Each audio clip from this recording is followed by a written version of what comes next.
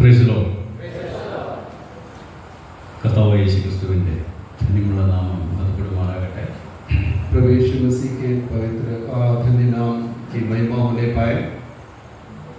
ഈ സന്ധ്യയിലൂടെ സന്നിഹിതരായിരിക്കുന്ന നിങ്ങൾക്ക് എല്ലാവർക്കും യേശുവിൻ്റെ നാമത്തിൽ എൻ്റെ വന്ദനം. आज शाम यहाँ पर उपस्थित हर एक को प्रभु यीशु मसीह के नाम से मेरा प्रेम भरी अभिवादन. എന്നെ ഇതിനു മുമ്പ് കണ്ടിട്ടുള്ളവരുടെ ചിലരുണ്ടെന്ന് എനിക്കറിയാം. इससे पहले मुझे देखा हुआ बहुत लोग यहाँ पर है. ഇനി പുതുതായിട്ടുള്ളവരുണ്ട്. എല്ലാവരെയും ഓർത്ത് ഞാൻ ദൈവത്തെ സ്തുതിക്കുന്നു. और नए लोग भी हैं. आप सबको लेकर मैं परमेश्वर को धन्यवाद देता हूँ. ഞാൻ വേഗത്തിൽ നിങ്ങളോട് ദൈവവചനത്തിൽ നിന്ന് ചില കാര്യങ്ങൾ പറയാനാണ് താല്പര്യപ്പെടുന്നത്. जल्दी परमेश्वर के वचन से कुछ बातों को जल्दी आपसे कहना चाहूँगा. നിങ്ങൾ ദൈവത്തിൻ്റെ വചനം പഠിക്കാനും ദൈവവുമായിട്ട് കൂടുതൽ അടുത്ത ഒരു ബന്ധത്തിലെത്തണം എന്നുള്ള ഇച്ഛാശക്തിയോടുകൂടെ ആഗ്രഹത്തോടുകൂടെയാണ് ആയിരിക്കുന്നതെന്ന് ഞാൻ വിശ്വസിക്കുന്നു. परमेश्वर के वचन के अध्ययन करने और परमेश्वर के करीब जाने के इच्छा के साथ आप सब लोग इस जगह पर मौजूद हैं. അപ്പോൾ അങ്ങനെയുള്ള ഒരു ആഗ്രഹത്തിലാണ് നിങ്ങളായിരിക്കുന്നുള്ള വിശ്വാസത്തോടുകൂടെയാണ് ഇന്ന് രാത്രി ഞാൻ നിങ്ങളോട് ദൈവവചനത്തിൽ സംസാരിക്കുന്നത്. आप लोग भी इस प्रकार है और इसी मन से मैं आपके सामने वचन लेके खड़ा हूँ. ഞാൻ യേശുക്രിസ്തുവുമായി ബന്ധമുണ്ടായിരുന്ന ഒരാളായിരുന്നില്ല. मैं पहले यीशु के साथ कोई संबंध मेरा नहीं था. അപ്പോഴും ഞാനൊരു ദൈവാന്വേഷിയായിരുന്നു. उस समय भी मैं ईश्वर का एक खोज करने वाला व्यक्ति. ദൈവമുണ്ടെന്ന് ഞാൻ വിശ്വസിച്ചിരുന്നു. मैं विश्वास करता था कि एक ईश्वर है. ദൈവം ആരാണെന്നതായിരുന്നു എൻ്റെ ചോദ്യം. അതിനുള്ള അന്വേഷണത്തിലാണ് ഞാൻ യേശുവിൽ വരുന്നത്. परमेश्वर कौन था ये था मेरा सवाल और मैं ऐसी खोज में यीशु मसीह को पाया. അങ്ങനെയാണ് ഞാൻ യേശുക്രിസ്തുവിനെ മനസ്സിലാക്കുന്നതും അറിയുന്നതും. उस प्रकार में यीशु मसीह को समझा और उसे उसके बारे में जानकारी प्राप्त किया. ലോകത്തിന്റെ രക്ഷകനായിട്ടാണ് ക്രിസ്തു ഈ ലോകത്തിലേക്ക് വന്നത്. ഏതെങ്കിലും ഒരു വിഭാഗത്തിൻ്റെതല്ല, മറിച്ച് സർവ്വലോകത്തിന്റെയും രക്ഷകനായിട്ടാണ് ക്രിസ്തു ലോകത്തിലേക്ക് വരുന്നത്. सारे जगत का उद्धारकर्ता के रूप में यीशु मसीह इस जगत पे आया, ना सिर्फ किसी विशेष विभाग के लिए आया. നമുക്ക് ശരിയായ ഒരു ആത്മീക ദാഹമുണ്ടെങ്കിൽ അല്ലെങ്കിൽ ദൈവമായിട്ടൊരു ബന്ധത്തിലെത്തണമെന്ന് ശരിയായ വിധത്തിൽ ആഗ്രഹിച്ച് ഇറങ്ങുന്ന ഒരു വ്യക്തിക്ക് യേശുക്രിസ്തുവിന്റെ അടുക്കൽ വന്നെത്തിയേ മതിയാവൂ എന്നാണ് ഞാൻ വിശ്വസിക്കുന്നത്. यदि परमेश्वर के साथ रिश्ता रखना सचमुच यदि कोई चाहते हैं तो उसे हर हाल में यीशु के पास आना ही होगा. നമുക്കൊരു വീട്ടിലേക്ക് കയറണമെങ്കിൽ അതിനകത്ത് പല വാതിലുകൾ കണ്ടേക്കാമെങ്കിൽ മെയിൻ ഒരു എൻട്രൻസ് ഉണ്ട്, ഒരു വാതിലുണ്ട്. അത് തുറന്ന് മാത്രമേ അകത്തേക്ക് കയറാവൂ. हमें किसी घर में जाना होता है, बहुत सारे दरवाजे खिड़कियां होगा, लेकिन मुख्य रूप से हमें वहां प्रवेश करने के लिए एक मेन दरवाजा होता है. ആധ്യാത്മികത എന്ന അതിനകത്ത് പ്രവേശിക്കണമെങ്കിൽ അതിന്റെ ഡോറാണ് വാസ്തവത്തിൽ കർത്താവായ യേശുക്രിസ്തു. आध्यात्मिकता उस बात के अंदर आपको प्रवेश करना है तो यीशु मसीह नाम के उस दरवाजे से आपको अंदर जाना होगा. യോഹന്നാൻ സുവിശേഷത്തിൽ യേശു പറഞ്ഞു, ഞാൻ വാതിലാകുന്നു, എന്നിലൂടെ കടക്കുന്നവൻ രക്ഷ പ്രാപിക്കുമെന്നാണ്. यूहन्ना रचित सुसमाचार में यीशु मसीह कहा, मैं दरवाजा हूं, जो कोई मेरे से अंदर प्रवेश करेगा वो अंदर जाएगा. രക്ഷ എന്ന് പറയുന്നത് വളരെ എളുപ്പത്തിൽ നമുക്ക് പറയാൻ പറ്റുന്ന കാര്യമാണെങ്കിലും അതിൽ അന്തർലീനമായിരിക്കുന്ന കാര്യങ്ങൾ വളരെ അധികമാണ്. അത് നിങ്ങൾ ഈ കാലയളവിൽ കുറച്ച് സമയം കൊണ്ട് മാത്രം അത് പഠിച്ചെടുക്കാൻ പറ്റുന്നതാണെന്നാണ് ഞാൻ വിശ്വസിക്കുന്നത്. उद्धार जो है एक बहुत बड़ी एक बात है, उसे बहुत समय लेकर के उसे समझना होता है. ഈ ദിവസങ്ങളിൽ ഇവിടെ ഉപവാസമാണ് നടക്കുന്നതെന്നാണ് ഞാൻ മനസ്സിലാക്കുന്നത്. इन दिनों में यहाँ पर उपवास प्रार्थना जो है हो रहा है, मैं समझता हूँ. ഉപവാസം എന്ന് പറഞ്ഞാൽ എന്താണ് നിങ്ങൾ മനസ്സിലാക്കിയിരിക്കുന്നത്? What's the meaning of उपवास का मतलब क्या है? क्या समझते हो आप उपवास को? എന്താണ് ഉപവാസം എന്ന വാക്കിന്റെ അർത്ഥം? उपवास इस शब्द का अर्थ क्या है? നിങ്ങൾ ആർക്കെങ്കിലും ഒരാൾക്കൊന്ന് ഉച്ചത്തിൽ പറയാം, കുഴപ്പമില്ല. आप में से कोई തെറ്റിപ്പോയാലും കുഴപ്പമില്ല. आवाज उठा के बोल सकते हैं, गलत होने से भी कोई बात नहीं.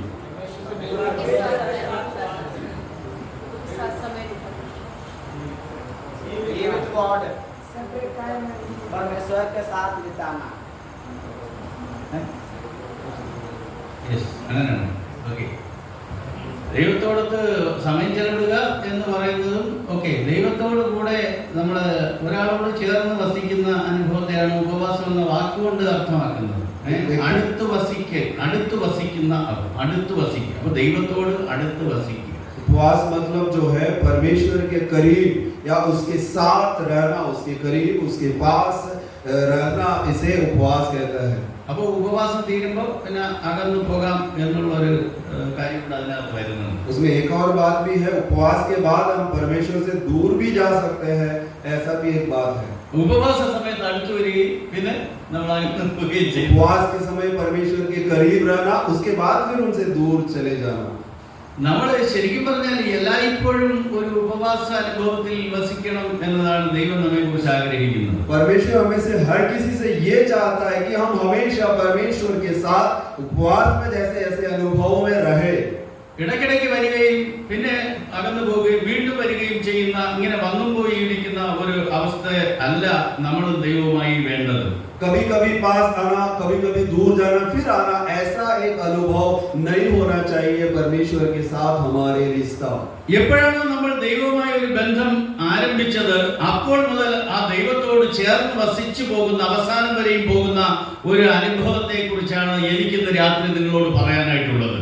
जब से आप प्रभु को ग्रहण किया उस समय से लेकर अब तक जो है यीशु के साथ जो संबंध है, रिश्ता है, उसके बारे में आज मैं आपसे कहना चाहूंगा। നമ്മൾ ബൈബിളിലെ ഉൽപ്പത്തി പുസ്തകം 5-ാമത്തെ അധ്യായം വായിക്കുമ്പോൾ അവിടെ അതിന്റെ 20-21 ആ ഭാഗങ്ങളിൽ എത്തുമ്പോൾ ഹാനോക്ക് എന്ന് പറയുന്ന ഒരു മനുഷ്യനെ കുറിച്ച് നമ്മൾ വായിക്കുന്നുണ്ട്. യാരെദ് എന്ന് പറയുന്ന ഒരാളിന്റെ പുത്രനായ ഹാനോക്ക്. हम उत्पत्ति के पुस्तक 5वें अध्याय की 21 और 22वें पदों में जो है हनोक नाम का एक व्यक्ति को हम वहां पर देख सकते हैं। അദ്ദേഹം തന്റെ 65-ാമത്തെ വയസ്സിൽ ദൈവവുമായി ഒരു ബന്ധത്തിൽ എത്തിയതായിട്ട് അവിടെ വായിക്കുന്നു. वह अपने 75वें साल में जो है परमेश्वर के साथ एक रिश्ता बनाया करके हम देख सकते हैं। 5:21 നമ്മൾ അങ്ങനെ വായിക്കുന്നു. Genesis 5:21 sorry chapter 5 verse 21. उत्पत्ति 5 का 21 അവിടെ എഴുതിയിരിക്കുന്ന തന്റെ 65-ാമത്തെ വയസ്സിൽ താൻ എന്ത് ചെയ്തു? ഹാനോക്കിന് 65 വയസ്സായപ്പോൾ അവൻ മെഥൂശലഹിനെ ജനിപ്പിച്ചു. അതിന്റെ മുകളിൽ നിന്ന് വായിക്കണം. യാരെദിന്റെ ആവിഷ്കാരമായ ഹാനോക്ക് 65. ശരി, അവിടെ തന്നെ മെഥൂശലഹിനെ ജനിപ്പിച്ച ശേഷം ഹാനോക്ക് 300 സംവത്സരം ദൈവത്തോടു കൂടെ നടക്കുകയും പുത്രന്മാരെയും ജനിപ്പിക്കുകയും ചെയ്തു എന്ന് വായിക്കുന്നു. 21-22. जब हनोक 65 वर्ष का हुआ तब उससे मथुशेलह का जन्म हुआ। मथुशेलह के जन्म के पश्चात हनोक 300 वर्ष तक परमेश्वर के साथ चलता था और उसके और भी बेटे बेटियां उत्पन्न हुई। 65 വയസ്സ് വരെ അദ്ദേഹം ഒരു സാധാരണ മനുഷ്യനായി ജീവിച്ചു. वो एक 65 वर्ष तक एक साधारण जिंदगी जिया। അദ്ദേഹം എങ്ങനെയോ ജീവിച്ചു, അതിനെക്കുറിച്ച് നമ്മൾ വായിക്കുന്നില്ല.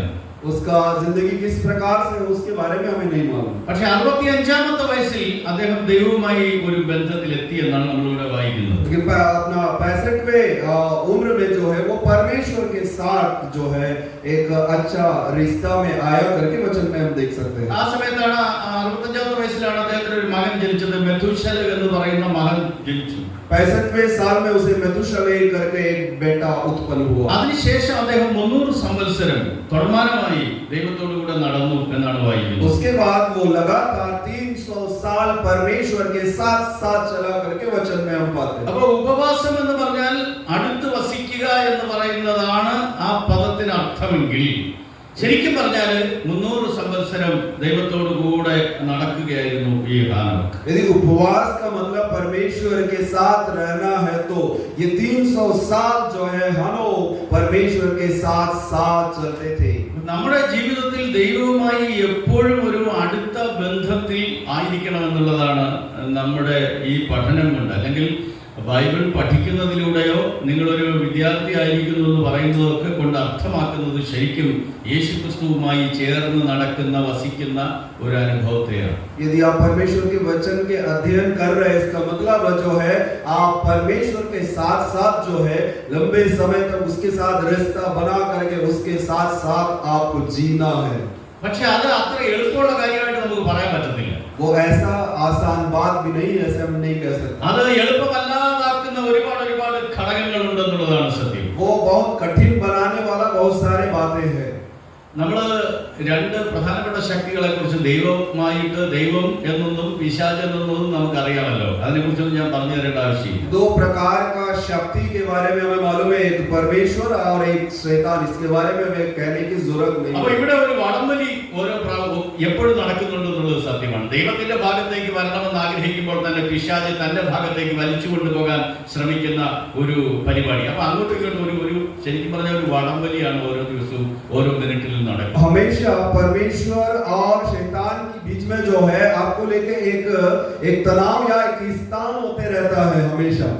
ദൈവത്തിലേക്ക് പോകണമെന്ന് നമ്മൾ ആഗ്രഹിക്കുമ്പോൾ തന്നെ അതിന് ഘടകവിരുദ്ധമായ ഒന്ന് നമ്മിലുണ്ട് എന്നുള്ളതാണ്. പൗലോസ് പറയുന്നു, എനിക്ക് നന്മ ചെയ്യണമെന്ന് ആഗ്രഹമുണ്ട്, എങ്കിലും ഇച്ഛിക്കാത്ത തിന്മ ഞാൻ ചെയ്തു പോകുന്നു. पौलुस कहता है कि परमेश्वर के पास जाने का साथ रहने का इच्छा है, लेकिन जो है उससे मुझे खींचने वाला जो है बुराई जो है जो मुझ में है करके कहता है. പ്രാർത്ഥിക്കണമെന്നുള്ള ആഗ്രഹത്തിൽ നമ്മൾ പ്രാർത്ഥിക്കാനായിട്ട് പോകുന്നു.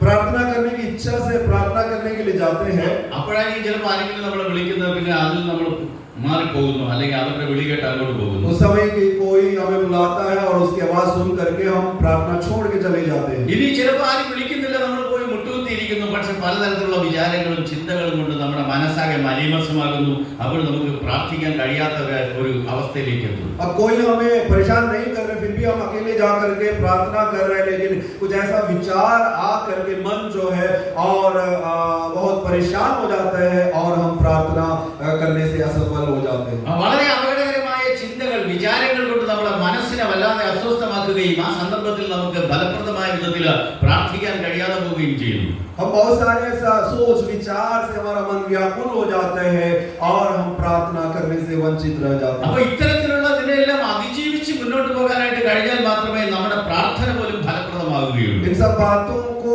पार करके आगे आप जाओगे, तभी आपका प्रार्थना संभव होगा. അപ്പോൾ അനുദിനമുള്ള ജീവിതത്തിൽ വിജയം കൈവരിക്കുക എന്ന് പറയുന്നത് അത്ര എളുപ്പമുള്ള കാര്യമായിട്ട് നമുക്ക് കാണാൻ പറ്റില്ല. ആധ്യാത്മിക ജീവിതം എന്ന് പറയുമ്പോൾ തന്നെ ഓരോ സന്ദർഭത്തിലും നമ്മൾ ശരിയായ ഒരു യുദ്ധത്തിലൂടെ മുമ്പോട്ട് പോകേണ്ടി വരും എന്നുള്ളതാണ്. तो इस प्रकार हम जीत प्राप्त करके जो है लड़ करके और एक युद्ध करके इस परिस्थितियों से लड़ करके परमेश्वर के पास जाना है, परमेश्वर के साथ रिश्ता बनाना है. ये एक आसान बात नहीं है. അതിൽ ജയിക്കാൻ പറ്റുന്നത് തീവ്രമായ ഒരു ആഗ്രഹമുള്ളവർക്ക് മാത്രമേ സാധിക്കുകയുള്ളൂ. जय पाने का, सफलता प्राप्त करने का एक तीव्र इच्छा जिसके अंदर होगा वे ही सफल होंगे. इस बात पर ഇതൊരു ഈസി ആയിട്ട് അല്ലെങ്കിൽ ഒരു ഈസി ഗോയിങ്ങിൽ നടക്കുന്ന കാര്യമല്ലേ. ये एक सरल बात नहीं, आसानी से ये सब स्वाभाविक तरीके से होगा करके आप कभी मत सोचिए. ഈസി ആയിട്ട് നമുക്ക് വിജയിക്കാൻ പറ്റില്ല. हम आसानी से जो है हम विजय प्राप्त नहीं कर सकेंगे. ഓരോ ദിവസവും വിജയം കൈവരിക്കണമെന്നുള്ള ആഗ്രഹമുണ്ടെങ്കിൽ നമുക്ക് തീവ്രമായി അതിനു വേണ്ടിയിട്ടുള്ള ഒരു സമർപ്പണവും പ്രാർത്ഥനയും ഒക്കെ അത്യന്താപേക്ഷിതമാണ്. हर पल जो है आपको किसी न किसी तरीके से मुझे जीत हासिल करना है, ऐसा एक तीव्र इच्छा जिसके अंदर होगा वे ही प्रार्थना में आगे बढ़ते जाएगा. ചിലർ വിചാരിക്കുന്നത് എല്ലാം ദൈവം നോക്കിക്കൊള്ളും. कुछ लोग ऐसे सोचते सब कुछ परमेश्वर देख लेगा, എല്ലാം ദൈവം നോക്കിക്കൊള്ളും. सब कुछ परमेश्वर देख लेगा. അങ്ങനെ ദൈവം നോക്കില്ല. ऐसा परमेश्वर कभी नहीं देखेगा. അത് വെറുതെ പറയാൻ പറ്റുന്ന ഒരു കാര്യമാണ്. ദൈവം അങ്ങനെ അല്ല. ദൈവം परमेश्वर ऐसा नहीं है कभी भी. ദൈവം ഈ പുസ്തകത്തിൽ പറഞ്ഞിട്ടുള്ളതാണ്, എന്റെ പ്രമാണങ്ങളെ നിങ്ങൾ അനുസരിച്ച് നടക്കണമെന്നാണ്. പ്രമാണങ്ങളെ അനുസരിക്കണം. परमेश्वर कहते मेरे आज्ञाओं को व्यवस्थाओं को मान के तुम्हें चलना होगा. അതിനെ ഓരോന്നും നമ്മൾ വായിച്ച് പഠിച്ച് അതിന് പ്രകാരം ജീവിക്കണമെന്നാണ് അതിനർത്ഥം. इसमें के एक आज्ञाओं व्यवस्थाओं को पढ़कर मनन करके जो है उसके आधार पर आपको जीना है. അതിന് വിരുദ്ധമായി പോകുന്ന ഒരാൾ അതിന് വിരുദ്ധമായി തന്നെ പോകും. यदि उसको मान कर उल्लंघन करके कोई जाते तो उसका लाइफ उस प्रकार से ही होगा. അവരെ തടയാനൊന്നും ദൈവം വരില്ല. उसको रोकने के लिए परमेश्वर कभी नहीं आएगा. ദൈവം വളരെ പ്രയാസപ്പെട്ടുണ്ടാക്കിയ ആളാണല്ലോ ആദം. परमेश्वर जो है मेहनत करके बनाया हुआ एक व्यक्ति है आदम. ബാക്കി പ്രപഞ്ചത്തിലെ എല്ലാറ്റെയും ദൈവം ഉണ്ടാകട്ടെ എന്ന് പറഞ്ഞപ്പോൾ മനുഷ്യനെ ദൈവം ഉണ്ടാക്കുകയാണ് ചെയ്തത്. बाकी जितने भी जो ब्रह्मांड में जो सब चीजों को शब्द से परमेश्वर ने बनाया. മനുഷ്യനെ ദൈവം ഉണ്ടാക്കിയെന്ന് പറയുമ്പോൾ ഇത്രയും ചെറിയ ഒരു രൂപത്തിൽ ഇത്രയും ഫങ്ഷൻസ് നടക്കുന്ന ഒരു വിചിത്ര ജീവിയാണ് ശരിക്കും പറഞ്ഞാൽ മനുഷ്യൻ. സങ്കീർത്തനക്കാരൻ പറയുന്നത്, നീ എന്നെ ഭയങ്കരവും അതിശയകരവുമായി സൃഷ്ടിച്ചു. ഇന്നും മനുഷ്യനെ കുറിച്ച് ശരിക്കും പറഞ്ഞാൽ ശാസ്ത്രത്തിന് വളരെ വ്യക്തമായ ഒരു വിലയിരുത്തൽ ഇത്രയേ ഉള്ളൂ മനുഷ്യൻ എന്ന് പറയാനായിട്ടുള്ള വിധത്തിൽ ഒരു കണ്ടുപിടുത്തം ഇന്ന് ഒരാൾ. तो मनुष्य को परमेश्वर ने अद्भुत तरीके से अनोखे तरीके से बनाया गया है. इतना परिश्रम करके जो है मनुष्य को बनाया. इतना मनुष्य के अंदर आंतरिक जो है प्रक्रियाएं होता है, आज भी विज्ञान जो है इन बातों को सीख रहा है और मनुष्य वाकई एक अद्भुत चीज है, इसे परमेश्वर अपने हाथों से उसे बनाया। പ്രപഞ്ചത്തിലെ ഏറ്റവും ശ്രേഷ്ഠമായ സൃഷ്ടി ആണ് മനുഷ്യൻ. അത് ദൈവം അത്ര വിശേഷപ്പെട്ട വിധത്തിലാണ് മനുഷ്യനെ इस സൃഷ്ടിച്ചത്. पूरे ब्रह्मांड के सबसे अनोखे सृष्टि ये जो है एक इंसान या मनुष्य है। ആദമിന് വേണ്ടി തുണയായിട്ട് ഹവ്വയെ സൃഷ്ടിച്ചു. आदम के साथी के रूप में हव्वा को भी बनाया। ദൈവം പറഞ്ഞ എന്താണ്? ആ ഖനി പറിച്ച് തിന്നരുതെന്ന് പറഞ്ഞു. परमेश्वर ने कहा उस फल को तोड़ के नहीं खाना है। ആ പിശാചിന്റെ സഹായത്തോടുകൂടെ അവൾ ആ ഖനി പറിക്കുകയും തിന്നുകയും ചെയ്യും. शैतान के बहकावे में लालच में आकर के उस फल को तोड़ के वो खाई। ഇത്ര പ്രയാസപ്പെട്ട് ഉണ്ടാക്കിയ ആ മനുഷ്യൻ തെറ്റിലേക്ക് പോകുന്നത് കണ്ട ദൈവം ഓടി വന്ന് ഹവ്വയുടെ കൈക്ക് പിടിച്ചിട്ട് ആ ഖനി ഊരേക്ക് എറിഞ്ഞു കളഞ്ഞു. इतना मेहनत से बनाया हुआ इंसान को रोकने के लिए परमेश्वर जा करके उसको हाथ को नहीं रोका कि वो उस फल को ना तोड़े। അത് കഴിക്കാൻ മരിച്ചു എന്നുള്ള കാര്യം ദൈവത്തിന് നന്നായിട്ട് അറിയാം. അവരോട് പറഞ്ഞിട്ടുണ്ട്. അപ്പോൾ തീർച്ചയായിട്ടും നമ്മുടെ കുഞ്ഞാണ് ഒരു വിഷക്കായി പറിച്ച് തിന്നാൻ പോകുന്നത് കണ്ടാൽ ആ പോട്ട് സാരമില്ല തിന്നട്ടെ എന്ന് വിചാരിച്ച് നമ്മൾ ഇരിക്കുമോ?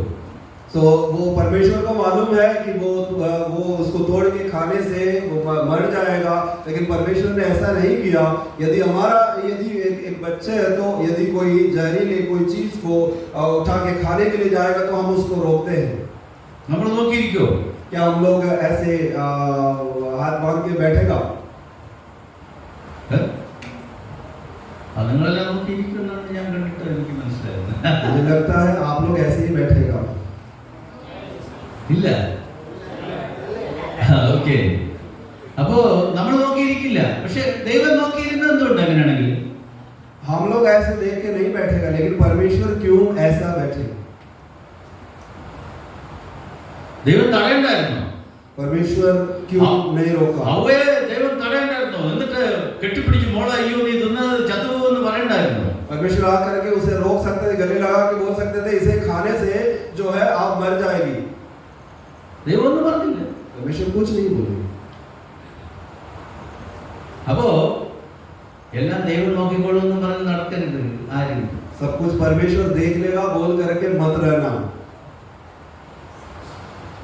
परमेश्वर रोकेगा नहीं। ദൈവം നോക്കിക്കോളൂന്ന് പറഞ്ഞ് ആരും നടക്കരുത്. ദൈവത്തെ അനുസരിച്ച് ജീവിക്കണം എന്നുള്ള തീവ്രമായ തീരുമാനത്തിൽ നമുക്ക് തന്നെ കാര്യങ്ങളെ കുറിച്ച് ബോധ്യമായി നമ്മൾ ജീവിക്കണം. परमेश्वर की आज्ञा मान के जीना, ये समझ करके आपको जिंदगी जीना है। അതിന് ഈ പുസ്തകം നമ്മൾ ശരിക്കും വായിച്ച് പഠിക്കണം. उसके लिए आपको ये किताब जो है इसे पढ़कर उसे अध्ययन करना है आपको। ഇതാണ് നമ്മളെ വിജയപ്രദമായി നടത്തുന്ന പുസ്തകം. यह है हमें सफलता पूर्वक हमें आगे चलने में मदद करने वाला पुस्तक। ഇത് കയ്യിൽ വെച്ചോണ്ട് നടന്നിട്ട് കാര്യമില്ല. इसको अपने हाथ में रख के चलने से कोई मतलब नहीं। ഇത് വായിക്കണം, ഇത് മനസ്സിലാക്കണം. इसको पढ़ना है, इसे समझना है। ഇത് വായിച്ചാൽ ഉടനെ അത് മനസ്സിലാകുമെന്നും വിചാരിക്കരുത്. इसको ऐसे ही पढ़ने से समझ में आएगा करके मत सोचिए। ഇത് മനസ്സിലാക്കി തരാൻ ദൈവത്തോട് അനുദിനം പ്രാർത്ഥിക്കണം. इसको समझ में आने के लिए परमेश्वर से रोज प्रार्थना करना। തിരുവെഴുത്തുകളെ തിരിച്ചറിയേണ്ടതിന് ദൈവം തന്നെ നമ്മുടെ ബുദ്ധിയെ തുറന്നു തരേണ്ടതായിട്ടുണ്ട്. परमेश्वर के वचन के सच्चाई का प्रकाशन के लिए परमेश्वर हमारे भीतरी आंखों को खोलना जरूरी है। തിരുവെഴുത്തുകളെ ദൈവം നമുക്ക് മനസ്സിലാക്കിപ്പിച്ചു തന്നാൽ അത് വേണ്ടുന്ന വിധത്തിൽ നമുക്ക് ഗ്രഹിക്കാനായിട്ട് സാധിക്കും. परमेश्वर है, उसका प्रकाशन हमें देगा, तभी हम परमेश्वर के वचन को समझ सकेंगे। അപ്പോൾ വിജയപ്രദമായ ഒരു ക്രിസ്തീയ ജീവിതം നയിക്കാൻ അല്ലെങ്കിൽ ദൈവത്തോട് കൂടെ വസിക്കാൻ നമ്മൾ ആദ്യം ദൈവത്തിന്റെ വചനത്തെ മനസ്സിലാക്കിയെടുക്കാനുള്ള सफलतापूर्वक एक जिंदगी आपको जीना है तो परमेश्वर के वचन को पढ़ना और उसे अच्छी तरीके से समझना भी होगा। നമ്മള് സങ്കീർത്തനങ്ങൾ 1-ാം സങ്കീർത്തനത്തിന്റെ 2-3 വാക്യങ്ങൾ വായിക്കുമ്പോൾ അവിടെ ഇങ്ങനെ വായിക്കുന്നു. भजन संहिता उसका पहला भजन और उसका दूसरा तीसरा पद में इस प्रकार लिखा है। അവന്റെ ന്യായപ്രമാണത്തിൽ സന്തോഷിച്ച് ന്യായപ്രമാണത്തെ രാപ്പകൽ ധ്യാനിക്കുന്ന പുരുഷൻ ഭാഗ്യവാൻ. അവൻ ആറ്റരികത്ത് നട്ടിരിക്കുന്നതും തക്കകാലത്ത് ഫലം കായ്ക്കുന്നതും ഇല വാടാത്തതുമായ വൃക്ഷം പോലെ ഇരിക്കും. അവൻ ചെയ്യുന്നതൊക്കെയും സാധിക്കും. परंतु वह तो यहोवा की व्यवस्था से प्रसन्न रहता और उसे रात दिन ध्यान किया रहता है, वह उस वृक्ष के समान होगा जो बहती नालियों के किनारे लगाया वृक्ष के समान। അപ്പൊ ദൈവത്തിന്റെ വചനം എന്ത് ചെയ്യണം? വായിക്കണം, ദൈവത്തിന്റെ വചനം ധ്യാനിക്കണം എന്നാണ് അവിടെ നമ്മൾ വായിക്കുന്നത്. वहाँ पर लिखा है परमेश्वर के वचन को पढ़ना है और उसका मनन करना है. അപ്പോൾ യഹോവയുടെ ന്യായപ്രമാണത്തിൽ സന്തോഷിച്ച് അവന്റെ ന്യായപ്രമാണത്തെ രാപ്പകൽ ധ്യാനിക്കുന്നവൻ ഭാഗ്യവാൻ എന്നാണ് പറയുന്നത്. എപ്പോഴും ആ വചനവുമായി നമുക്ക് ഒരു ബന്ധം, ഒരു ഇന്ററാക്ഷൻ, നമ്മൾ ആ വചനത്തെ വായിച്ച് അതിനോട് ചോദ്യങ്ങൾ ചോദിച്ച് അങ്ങനെ ഒരു രീതി അവലംബിക്കണം. वह तो यहोवा की व्यवस्था से प्रसन्न रहता और उसे दिन रात मनन करता है. इसका मतलब जो रोज परमेश्वर के वचन पढ़ना और उसे मनन करना, ये रोज का आपका आदत से होना चाहिए. ദൈവത്തിന്റെ വചനത്തോടൊരു ഇഷ്ടം തോന്നണം. परमेश्वर के वचन से एक पसंद, एक प्यार आपको होना चाहिए. അതും വലിയ പാടാണ് പലപ്പോഴും. वो भी बहुत मुश्किल बात है कभी कभी. ദൈവവചനം വായിക്കണം എന്ന് വിചാരിക്കുമ്പോൾ തന്നെ ചിലപ്പോൾ വായിക്കണം എന്നൊക്കെ വിചാരിച്ച് ബൈബിൾ എടുത്തുകൊണ്ടിരിക്കുമ്പോൾ തന്നെ ചിലപ്പോൾ വായിക്കാൻ പറ്റില്ല. कभी कभी परमेश्वर के वचन पढ़ने के लिए बाइबल लेकर के आप पढ़ते हैं लेकिन वो नहीं हो पाता है. വായിച്ചാൽ തന്നെ അതങ്ങോട്ട് യന്ത്രാവില്ല. पढ़ने पर भी जो है वो अंदर नहीं जाता है. ചിലർ ഒരു 4-5 അധ്യായമൊക്കെ വായിച്ചു, പക്ഷെ ഒന്നും കയറിയില്ല, അകത്തൊന്നും കയറി. कुछ लोग 3-4 अध्याय तो पढ़ गया लेकिन कुछ भी अंदर नहीं गया. ഇതെല്ലാം തടസ്സങ്ങളാണ്. ഇങ്ങനെയൊക്കെയുള്ള പ്രശ്നങ്ങളുണ്ട്. ये सब रुकावटें हैं, इस प्रकार की समस्याएं पाए जाते हैं. എന്നാൽ ഒരു നോവൽ എടുത്ത് വായിക്കുക എന്ന് പറഞ്ഞാൽ ഈസിയാണ്, വളരെ പെട്ടെന്ന് നമ്മൾ വായിച്ചത്. लेकिन कोई कहानी नोवेल उठा करके आप पढ़ोगे तो बहुत ही आसान है, जल्दी से आपको समझ में आ जाता है. പക്ഷെ ബൈബിൾ വായിക്കാനായിട്ടിരിക്കുമ്പോൾ അത് ആ സുഖത്തിൽ വായിക്കാൻ ചിലപ്പോൾ പറ്റിയെന്ന് വരില്ല. लेकिन उस सुकून के साथ कभी आप बाइबल नहीं पढ़ पाते या उसे समझ में नहीं पाते. ദൈവത്തിന്റെ വചനം ശ്രദ്ധയോടെ വായിച്ചേ മതിയാവും. इसीलिए परमेश्वर के वचन बड़ी ध्यान पूर्वक आप उसे मनन करना है. ഒരു ആത്മീയ ജീവിതം ഫലപ്രദമാക്കി തീർക്കാൻ നമ്മുടെ ഭാഗത്ത് വളരെ തീവ്രമായ ആഗ്രഹങ്ങളും അതിനെ സഫലമാക്കാനുള്ള പ്രയത്നങ്ങളും എല്ലാം ഉണ്ടെങ്കിൽ മാത്രമേ നമുക്ക് വിജയിക്കാൻ പറ്റൂ. यदि आत्मिक जीवन सफल होना है तो उसे सफल बनाने के लिए तीव्र परिश्रम और वो विजय तक, मुकाम तक पहुंचाने का एक इच्छा आपको होना चाहिए. ദൈവത്തിന് മാറ്റമില്ല. ദൈവം സ്ഥിരമായി തന്നെ, സ്ഥായിയായി തന്നെ നിൽക്കുകയാണ്. परमेश्वर स्थिर है, वो कभी बदलता नहीं है. മാറ്റങ്ങൾ സംഭവിക്കുന്നത് നമ്മിലാണ്. जो बदलाव जो होता है वो हम में है. അപ്പോൾ തീവ്രമായ ആഗ്രഹത്തോടെ ദൈവത്തിന്റെ അടുക്കലേക്ക് ചെല്ലുക, तीव्र इच्छा के साथ आप परमेश्वर के पास जाना है. ദൈവത്തെ കേൾക്കാൻ, ദൈവത്തെ ഗ്രഹിക്കാൻ, ദൈവത്തെ ഹൃദയം കൊണ്ട് കണ്ടുകൊണ്ടിരിക്കാനൊക്കെ ഉള്ള ആഗ്രഹങ്ങൾ നമ്മുടെ ജീവിതത്തിൽ ഉണ്ടാകും. परमेश्वर को सुनने का, परमेश्वर को समझने का और परमेश्वर को देखने का इच्छा लगातार हमें बढ़ती जाना चाहिए. ദൈവത്തിന്റെ വചനത്തിൽ ഇഴുകിച്ചേരണം. परमेश्वर के वचन में आप ऐसा घुल मिलना चाहिए. ഇല്ല, ഓരോ ദിവസവും നമുക്ക് നമ്മിൽ അത് കത്തിക്കൊണ്ടിരിക്കണം. ദൈവവചനം നമ്മിൽ കത്തിക്കൊണ്ടിരിക്കണം. हर दिन परमेश्वर के वचन आग की तरह हमारे अंदर जलते रहना चाहिए. ദൈവവചനവുമായിട്ട് നമുക്ക് തീവ്രമായ ഒരു ബന്ധമില്ലെങ്കിൽ വിജയിക്കാൻ ആർക്കും പറ്റില്ല. ഈ പറയുന്ന എനിക്ക് പോലും परमेश्वर के वचन के साथ ऐसा तीव्र संबंध आपका नहीं है तो ना आप या मैं कभी सफल नहीं हो ഈ सकता. വിജയം എന്ന് പറയുമ്പോൾ നമ്മുടെ സാധാരണ ഇന്ന് കാണുന്ന തരത്തിലുള്ള വിജയത്തെ കുറിച്ചായിരിക്കും നമ്മൾ ചിന്തിക്കുക. കൂടുതൽ മാർക്ക് മേടിച്ചു, അല്ലെങ്കിൽ എല്ലാവരും നല്ല ഓക്കെ നന്നായിട്ടുണ്ടെന്ന് പറഞ്ഞു, ഇതിനൊക്കെയാണ് നമ്മൾ ചിലപ്പോൾ വിജയമായിട്ട് കാണുന്നത്. सफलता मतलब जो है आप प्रार्थना किया और आपको अच्छे मार्क मिला और सब लोगों ने आपको शाबाशी दिया, शायद आप इन चीजों को सफलता के रूप में देखते होंगे. പക്ഷെ ദൈവം അങ്ങനെ ആയിരിക്കും വിജയത്തെ കാണുന്നത് എന്ന് ഞാൻ കരുതുന്നില്ല. लेकिन परमेश्वर कभी सफलता को इस तरह नहीं देखता. ദൈവം വിജയം കാണുന്നത് ശരിക്കും പറഞ്ഞാൽ ദൈവത്തിന്റെ എത്രത്തോളം ഇഷ്ടം അവൻ ചെയ്തു എന്നതിന്റെ അടിസ്ഥാനത്തിലാണ് ദൈവം അതിനെ വിജയമായി കാണുന്നത്. परमेश्वर सफलता का आकलन इस प्रकार करते हैं, आप परमेश्वर की इच्छा के अनुसार कितने उसके अनुसार आप बदल गए हैं और काम कर रहे हैं, इसके आधार पर. ഞാൻ ഒരു ചെറിയൊരു ഉദാഹരണം നിങ്ങളോട് പറയാം. एक छोटा सा उदाहरण आपको देना चाहूंगा. മോശയെ കുറിച്ച് ദൈവം പറയുന്നത് ഏറ്റവും ഈ ഭൂമിയിൽ ഉണ്ടായിട്ടുള്ള മനുഷ്യരിൽ ഏറ്റവും സൗമ്യനായിരുന്നു എന്നാണ് മോശയെ. मूसा के बारे में परमेश्वर कहता है, गवाही देता है कि वो इस दुनिया की सबसे नम्र व्यक्ति करके गवाही देता है. നിങ്ങൾ മോശയെ ഒന്ന് പഠിച്ച് ശരിക്കും വായിച്ചിട്ട് മനസ്സിലാക്കിയിട്ടുണ്ടോ? നിങ്ങൾ പുറപ്പാട് പുസ്തകം തൊട്ട് ഇങ്ങനെ മോശയെ ശരിക്കും വായിച്ച് മനസ്സിലാക്കിയിട്ടുണ്ടോ? क्या आप निर्गमन के पुस्तक से लेकर मूसा के बारे में गहराई से अध्ययन आप किए हो? മോശെ ആദ്യം ചെയ്ത പരിപാടി എന്ന് പറയുന്നത് എന്താണ്? ഒരു മിസ്രയീമനെ എന്ത് ചെയ്തു? मूसा ने क्या किया? सबसे पहले जो किया हुआ एक कांड क्या है? एक मिस्री को അടിച്ചു കൊന്നു. संवार दिया അല്ലേ? അവനെ കുഴിച്ചിട്ടു. और उसे गाड़ दिए। എന്നിട്ട് പിന്നീട് നോക്കുമ്പോൾ രണ്ട് എബ്രായർ തമ്മിൽ കുസ്തി പിടിക്കുന്ന കണ്ടു. उसके बाद जो है दो इब्री लोग जो है उनके बीच में कुश्ती चल रहा था। അവിടെ ചെന്നപ്പോഴാണ് ഇയാൾ മറ്റേയാളെ കൊന്ന കാര്യം പുറത്തു വരുന്നത്. അറിഞ്ഞു, നീ അവനെ തട്ടിയപോലെ ഞങ്ങള് അങ്ങനെ സംഭാഷണത്തിൽ ആണ് പുള്ളി ഓടിപ്പോകുന്നത്. तो वहां पर वो पहुंचे तो वे लोग बोला तुम एक मिस्री को मार दिया है। ये सुन करके मूसा वहां से भाग जाते हैं। പിന്നെ 40 വർഷം ആടുകളെയൊക്കെ മേച്ച് നടന്നു. അതിനെ കുറിച്ച് നമ്മൾ കൂടുതലൊന്നും വായിക്കുന്നില്ല. 80ാമത്തെ വയസ്സിൽ അത് ഇങ്ങനെ ആട് മേച്ച് പോകുമ്പോഴാണ് ഹോറേബില് അദ്ദേഹം ഒരു കാഴ്ച കാണുന്നു, അങ്ങോട്ട് ചെല്ലുന്നത്. उसके बाद वो रेगिस्तान में जंगल में जाकर के 40 साल तक भेड़ बकरियों को चराते रहा। जब उसे 80 साल हुआ तब वो एक पहाड़ पर जाकर के वहां जलती हुई झाड़ियों में वो दर्शन देखा। പിന്നെ നിങ്ങൾ നോക്കിക്കഴിഞ്ഞാൽ മോശെ അതിനുശേഷം ആദ്യം ദൈവത്തോട് ദൈവം പറയുന്നു, നീ ഒരു കാര്യം ചെയ്യ്, കുഴപ്പമില്ല, ഞാൻ നിന്നോട് കൂടെ ഇരിക്കും, നിന്റെ വായോട് കൂടെ ഇരിക്കും എന്നൊക്കെ പറഞ്ഞിട്ടൊന്നും അതൊന്നും കാര്യമാക്കുന്നില്ല. പുള്ളി പറയുന്നത് വേറൊരാളൊക്കെ ഒക്കെ വിളിക്കാൻ പറയുന്നു. അതൊക്കെ പോട്ടെ, അതൊന്നുമല്ല കാര്യം. എന്നിട്ട് 40 ദിവസം ദൈവത്തിന്റെ സന്നിധിയിൽ പോയിരുന്ന് ദൈവം എഴുതി കൊടുത്ത കൽപ്പലകയുമായിട്ട് തിരിച്ചു വരികയാണ്. उसके बाद जो है परमेश्वर उनसे कहता है, बहुत सारी बातें कहता है, लेकिन मूसा विश्वास करने के लिए तैयार नहीं।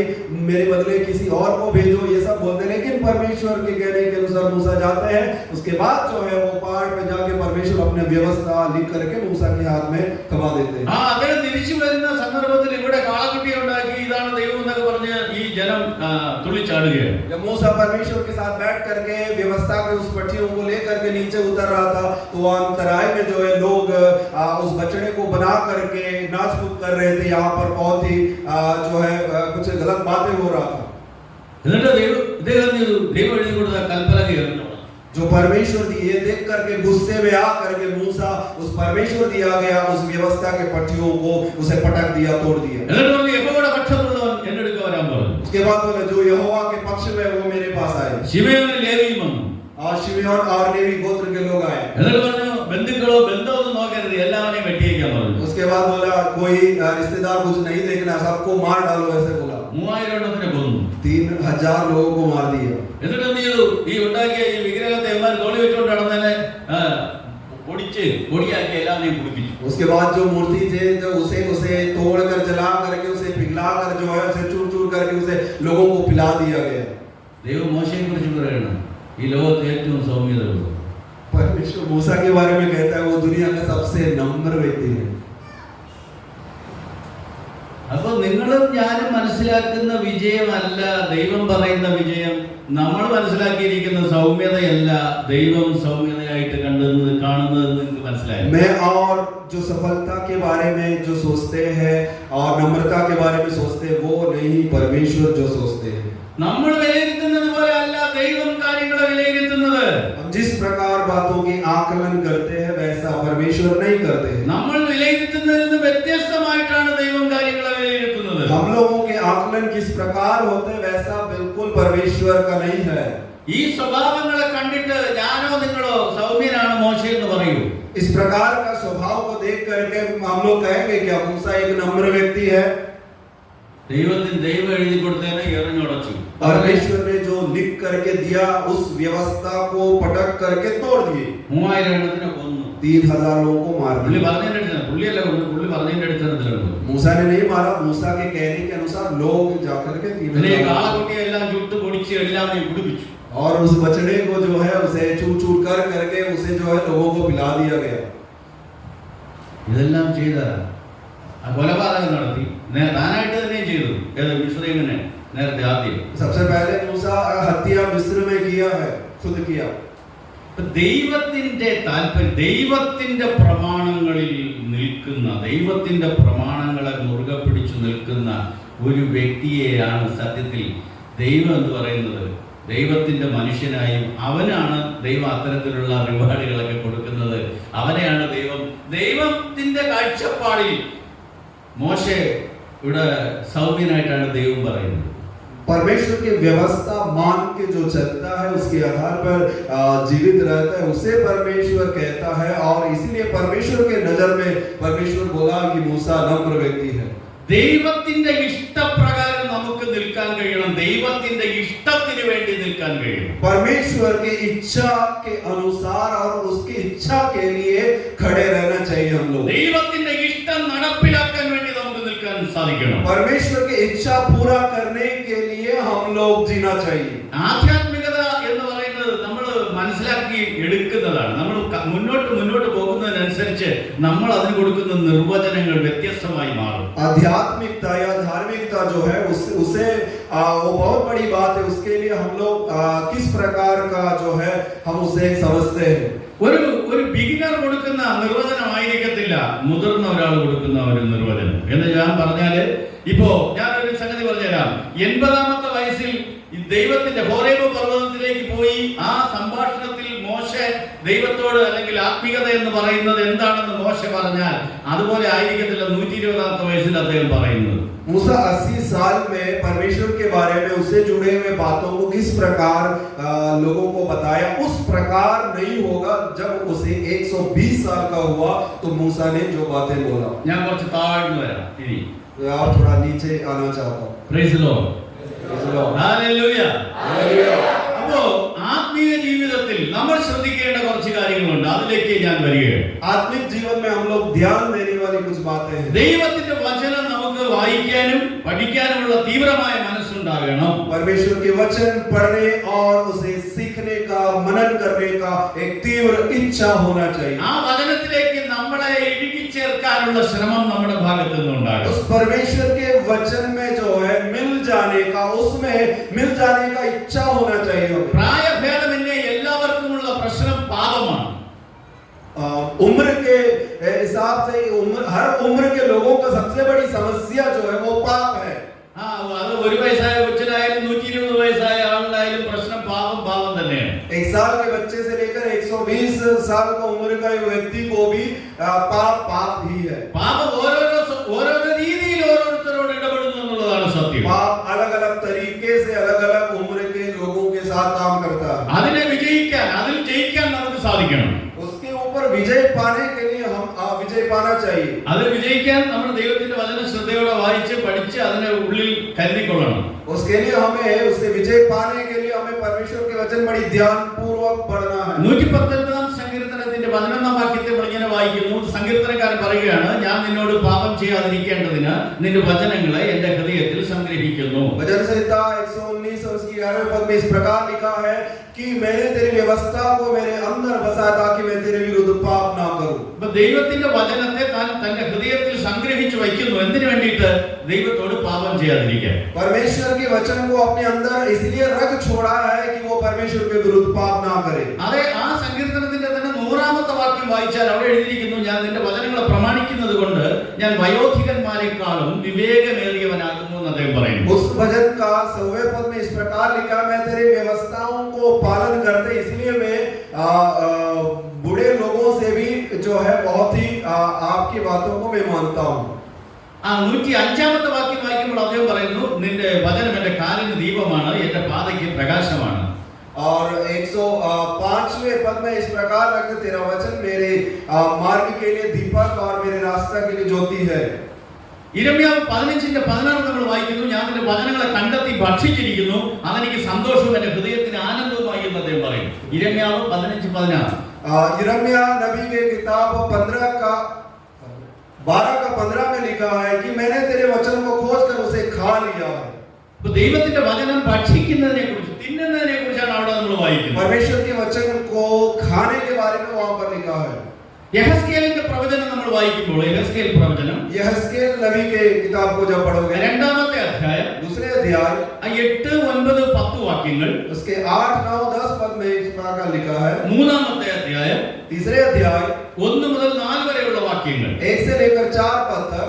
അപ്പൊ ഇവിടെയൊക്കെ വായിച്ചാൽ ദൈവത്തിന്റെ വചനം, ആ ചുരുൾ അദ്ദേഹത്തിന് തിന്നാൻ കൊടുത്തതും അദ്ദേഹം തിന്നതിനെ കുറിച്ചും തിന്നപ്പോൾ അദ്ദേഹത്തിനുണ്ടായ അനുഭവത്തെ കുറിച്ചും ഒക്കെയാണ് അവിടെ വായിക്കുന്നത്. परमेश्वर के वचनों को खाने का और उसके बाद उनके जीवन में क्या क्या हुआ है, ये सब बातें वहां पर लिखा है। ദൈവത്തിന്റെ വചനം അനുദിനം നിങ്ങൾ ഭക്ഷിക്കണം.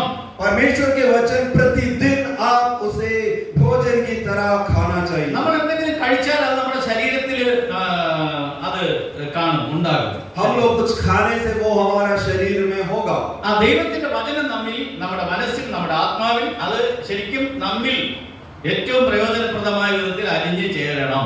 परमेश्वर के वचन जो है हमारा जीवन में, हमारा शरीर, हमारे आत्मा में जो है वो ऐसा मिल जाना चाहिए हमारे अंदर। ഇനി ദൈവത്തിന്റെ വചനത്തെ നമ്മൾ ഉള്ളിൽ കൊണ്ടുവന്ന് സംരക്ഷിക്കുമ്പോൾ തന്നെ നമ്മൾ ശ്രദ്ധിക്കേണ്ട മറ്റു ചില കാര്യങ്ങൾ കൂടെ പറയാം. അതിന്റെ ഒരു അടുത്തൊരു സൈഡ് പറയാം. परमेश्वर के वचन हमारे साथ हमारे अंदर मिल जाने बस जाने के साथ साथ और उसके साथ होने वाले एक और बात कहना चाहूंगा.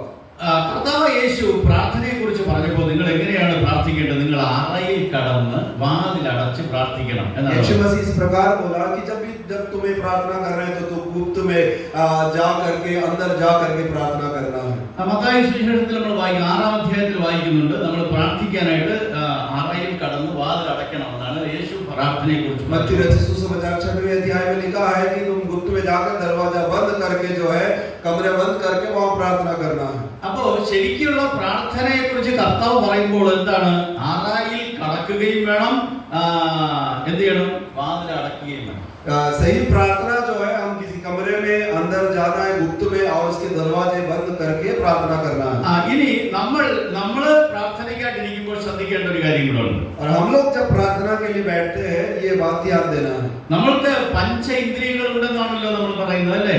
हम लोग कहते हैं हमको 5 ज्ञानेंद्रिय है. അതെ. അപ്പൊ ഇതിനെ നമ്മൾ ഒന്ന് അടയ്ക്കേണ്ടതായിട്ടുണ്ട്. इन 5 ज्ञानेंद्रियों को हमें बंद करना चाहिए. ഒരു ശരിക്കും ദൈവത്തിലേക്ക് നമ്മൾ പോകുമ്പോൾ, ദൈവത്തിന്റെ അടുക്കലേക്ക് ചെല്ലുമ്പോൾ നമ്മുടേതിനെ എല്ലാം ഒന്ന് അടച്ചു വെക്കണം.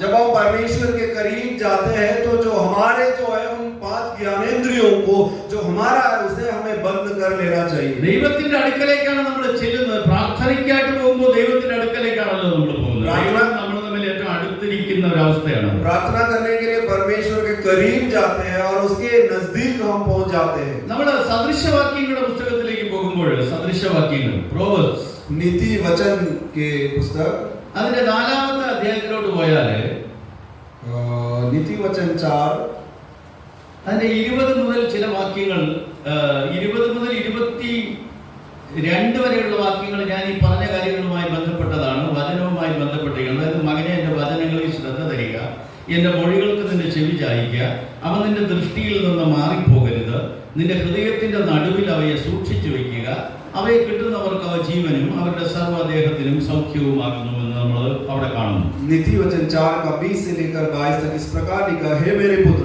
मेरे वचन ध्यान धर के सुन और अपना कान मेरी बातों पर लगा, इनको अपनी आंखों की ओट न होने दे, वरन अपने मन में धारण कर, क्योंकि जिनको वे प्राप्त होती है वे उनके जीवित रहने का और उसके सारे शरीर के चंगे रहने का कारण होती है. അവിടെ നമ്മൾ അത് വായിച്ചു. അത് ഞാൻ ഈ പറഞ്ഞ കാര്യങ്ങളുമായി ബന്ധപ്പെട്ടാണല്ലോ. ദൈവത്തിന്റെ വചനവുമായിട്ട് നമുക്കൊരു ബന്ധം വേണമെന്നുള്ളതാണ് ഞാൻ പറഞ്ഞു വന്നത്. परमेश्वर के वचन को कैसे पढ़ना है, उसके साथ कैसा संबंध होना चाहिए, उसके आधार पर ये वचन मैंने बोला. അപ്പൊ ഇനി ഞാൻ അതിന്റെ അടുത്ത ഭാഗത്തേക്കാണ് പോകുന്നത്. अब जो है उसका अगली भाग की ओर मैं जाना चाहूंगा. അവിടെ നമ്മൾ വായിക്കുന്നത് എന്താണ്? 23 സകല ജാഗ്രതയോടും കൂടെ നിന്റെ ഹൃദയത്തെ കാത്തുകൊള്ളുക. 23वें पद में इस प्रकार लिखा है, सबसे अधिक अपने मन की रक्षा कर, क्योंकि जीवन का मूल स्रोत वही है. അപ്പൊ സകല ജാഗ്രതയോടും കൂടെ നമ്മൾ സൂക്ഷിക്കേണ്ട നമ്മുടെ ഒരു അവയവമാണ് ഹൃദയം. सारे जो है अधिक अपने मन की रक्षा करना चाहिए, हमारा मन या हृदय. അവിടെ മനം അല്ലേ? സകല ജാഗ്രതയോടുകൂടെ നിന്റെ ഹൃദയത്തെ കാത്തുകൊള്ളുക, ജീവന്റെ ഉത്ഭവം അതിൽ നിന്നല്ല വാങ്ങുന്നത്. सबसे अधिक अपने मन की रक्षा कर, क्योंकि जीवन का मूल स्रोत वही है. അപ്പോ മലയാളത്തിൽ നമ്മൾ ഹൃദയം എന്നാണ് എഴുതിയിരിക്കുന്നത്. मलयालम में उसे हृदय लिखा है. സകല ജാഗ്രതയോടും കൂടെ ഹൃദയത്തെ സൂക്ഷിക്കണം, ഇല്ലെങ്കിൽ മരണം സംഭവിക്കുന്നതാണ്. सबसे अधिक अपने मन की रक्षा करना चाहिए, नहीं तो मृत्यु हो सकते हैं. അപ്പൊ ഇവിടെ എഴുതിയിരിക്കുന്നത് ജീവന്റെ ഉത്ഭവം അവിടെയാണ്. ജീവൻ നഷ്ടപ്പെട്ടു പോകും. ഹൃദയത്തിൽ കുഴപ്പം പറ്റിയാൽ ആള് മരിച്ചു പോകുന്നതാണ്. अपने मन को या हृदय को यदि कुछ तकलीफ हो जाए तो वो मर सकता है. जीवन का स्रोत वही से है. ബൈബിൾ വിഭാവന ചെയ്യുന്ന മനുഷ്യന്റെ ഹൃദയം എന്ന് പറയുന്നത് മെഡിക്കലി പറയുന്ന ഹൃദയത്തിൽ നിന്ന് വിഭിന്നമാണ്.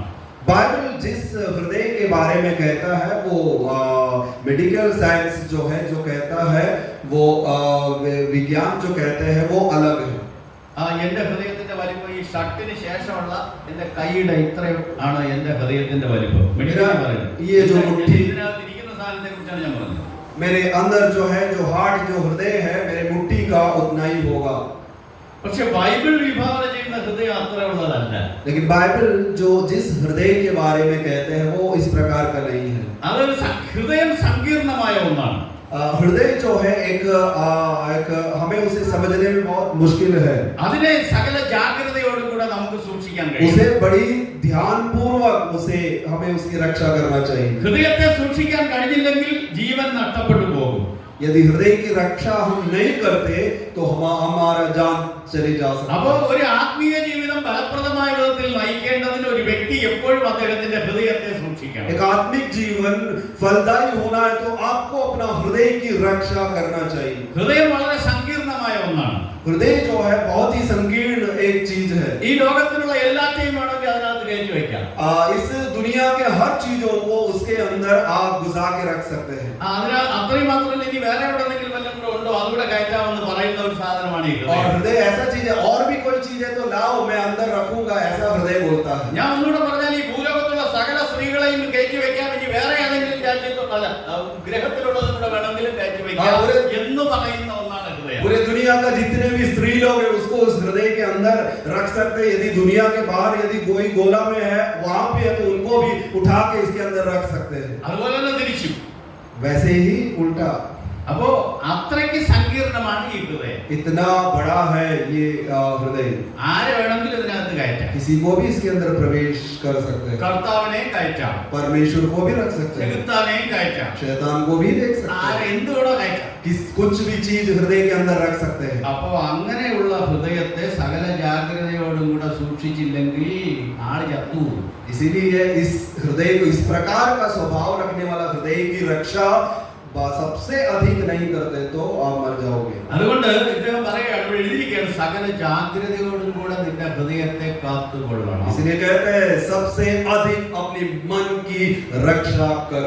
ദൈവം കാത്തുകൊള്ളുമെന്നാണോ പറഞ്ഞത്?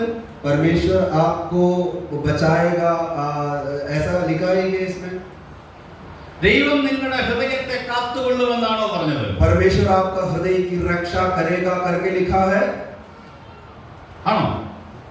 ऐसा ही क्या? നിങ്ങളവിടെ ഉണ്ടോ? आप लोग सब ये इधर है? ഞാൻ പറയുന്നത് മനസ്സിലാവുന്നുണ്ടോ? Do you understand? മനസ്സിലായി? Okay, thank you. പക്ഷേ നിങ്ങളുടെ വായിക്കാത്ത നാട്ടുണ്ടോന്നൊരു സംശയം എനിക്ക്. मुझे ऐसा शक है कि आपके मुंह में जबान है या नहीं। ദൈവം നിങ്ങളുടെ ഹൃദയത്തെ കാത്തുകൊള്ളുമെന്നല്ല പറഞ്ഞത്, സകല ജാഗ്രതയോടും കൂടെ നിങ്ങൾ നിങ്ങളുടെ ഹൃദയത്തെ കാത്തുകൊള്ളണമെന്നാണ്. परमेश्वर आपकी हृदय की रक्षा करेगा करके नहीं लिखा है, आप सबसे अधिक अपने हृदय की मन की रक्षा करना है, ऐसा लिखा है। അപ്പോ കർത്താവിനോട് കൂടെ വസിക്കണമെങ്കിൽ എപ്പോഴും നിങ്ങൾ നിങ്ങളുടെ ഹൃദയത്തെ കാത്തുകൊള്ളണം. यदि परमेश्वर के साथ आपको हमेशा रहना है तो आप हमेशा अपनी हृदय की मन की रक्षा करना चाहिए।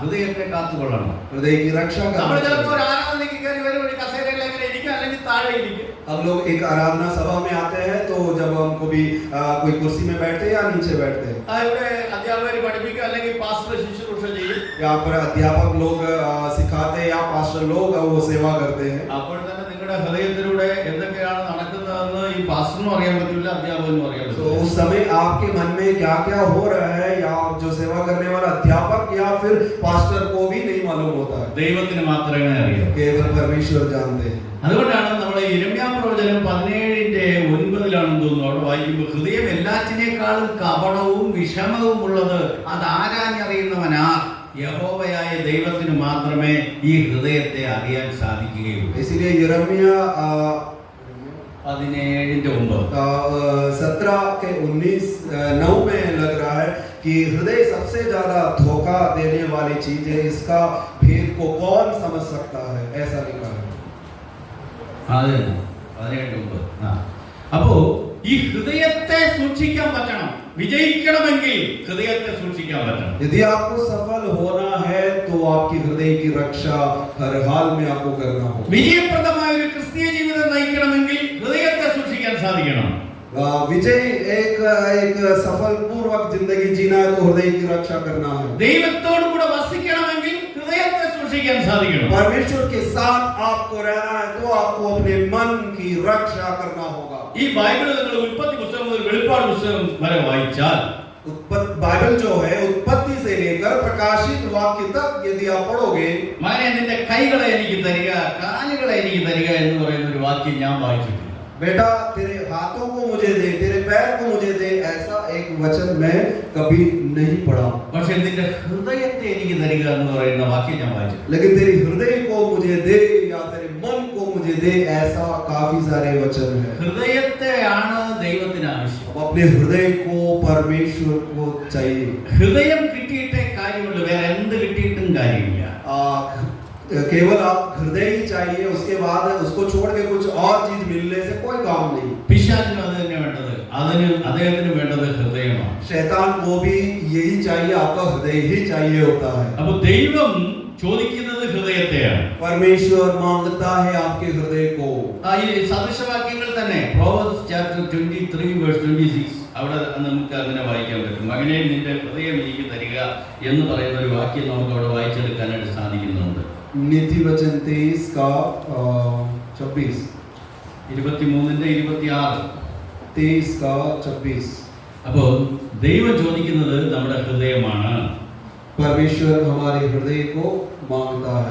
ആ ഹൃദയത്തെ വേണം നമ്മൾ സകല ജാഗ്രതയോടും കൂടെ സൂക്ഷിക്കാൻ. उस हृदय को हमें सबसे अधिक रक्षा करना चाहिए। സകല ജാഗ്രതയോടും കൂടെ ഹൃദയത്തെ സൂക്ഷിക്കണം. हम बड़ी ध्यान पूर्वक उसकी रक्षा करना चाहिए। ദൈവത്തിന് ഇഷ്ടമില്ലാത്തതൊന്നും ആ ഹൃദയത്തിലേക്ക് പ്രവേശിക്കാതിരിക്കാൻ ആ ഹൃദയത്തിന്റെ വാതിലുകൾ അടയ്ക്കാൻ നിങ്ങൾക്ക് കഴിയണം, എനിക്കും കഴിയണം. നമ്മൾ അങ്ങനെ ചെയ്തു പോയില്ലെങ്കിൽ വിജയിക്കാൻ പറ്റും. जो परमेश्वर को पसंद नहीं है ऐसे चीजें मेरे हृदय में ना आए, इसलिए हृदय के दरवाजे खिड़कियां बंद करने का काम आपको करना होता है। പാപത്തിന് പ്രായമൊന്നുമില്ല. पाप को कोई उम्र का कोई बात नहीं। ചിലർ ഈ ചെറുപ്പക്കാർക്കൊക്കെയാണ് പാപമുള്ളൂ, വയസ്സന്മാർക്കൊന്നും പാപമില്ല എന്ന് പറയും. അങ്ങനെ പറഞ്ഞാൽ അത് തെറ്റാണ്. कुछ लोग बोलता है ये जवान लोगों को पाप का समस्या होता है, बूढ़े लोगों को नहीं होता। പാപം മനുഷ്യൻ മരിക്കുന്നത് വരെ കൂടെ ഉണ്ടാവും.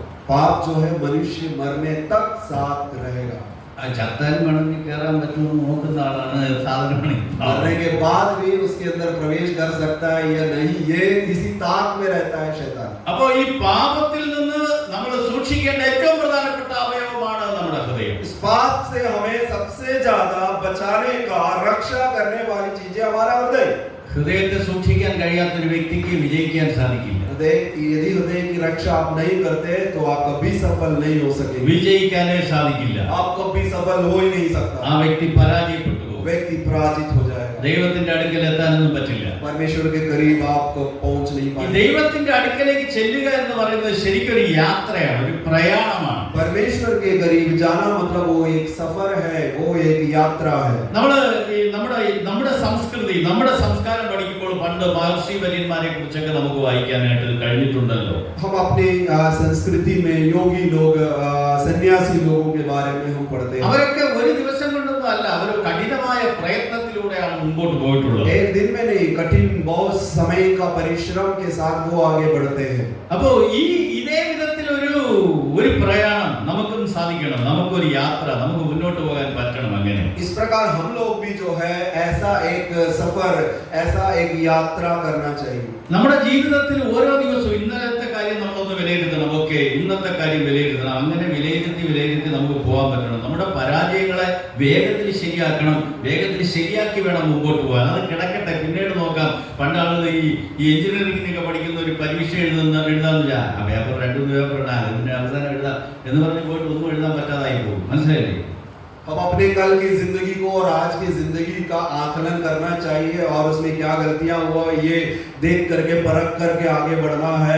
और जब कोई पुराने समय में इंजीनियरिंग का जो पढ़ाई या एग्जाम लिखते हैं, अभी हम बाद में एग्जाम के समय बाद में सब कुछ देख लेंगे, ऐसा करके हम छोड़ देते हैं। आप सब कुछ जो है एक साथ एग्जाम में लिख देंगे, सोचने से कुछ भी नहीं हो पाएगा। അപ്പോൾ നമ്മുടെ ജീവിതത്തിൽ ഇന്നൊരു പരാജയം പറ്റി അതിനെ ശരിയാക്കണം, അത് വേഗത്തിൽ ശരിയാക്കി നമുക്ക് മുമ്പോട്ട് പോകാൻ. आज आपके जीवन में कोई गलती हुआ तो आज ही उसे ठीक करना है, उसके बाद तभी आप आगे बढ़ सकोगे। അത് ശരിക്കും ഒരു യാത്രയാണ്, അതിന് നമുക്ക് പറ്റണം, അതിൽ നമുക്ക് വിജയിക്കാൻ സാധിക്കണം. वो एक यात्रा है, वो उसमें रुकावटें दूर करके हम आगे बढ़ना। ഈ ഹൃദയത്തെ മാത്രം പറഞ്ഞു നിൽക്കാൻ എനിക്ക് കഴിയും. ഒരുപാട് കാര്യങ്ങൾ, ഒരുപാട് വാക്യങ്ങൾ ഹൃദയവുമായി ബന്ധപ്പെട്ട് ഈ ബൈബിളിൽ എഴുതിയിട്ടുണ്ട്.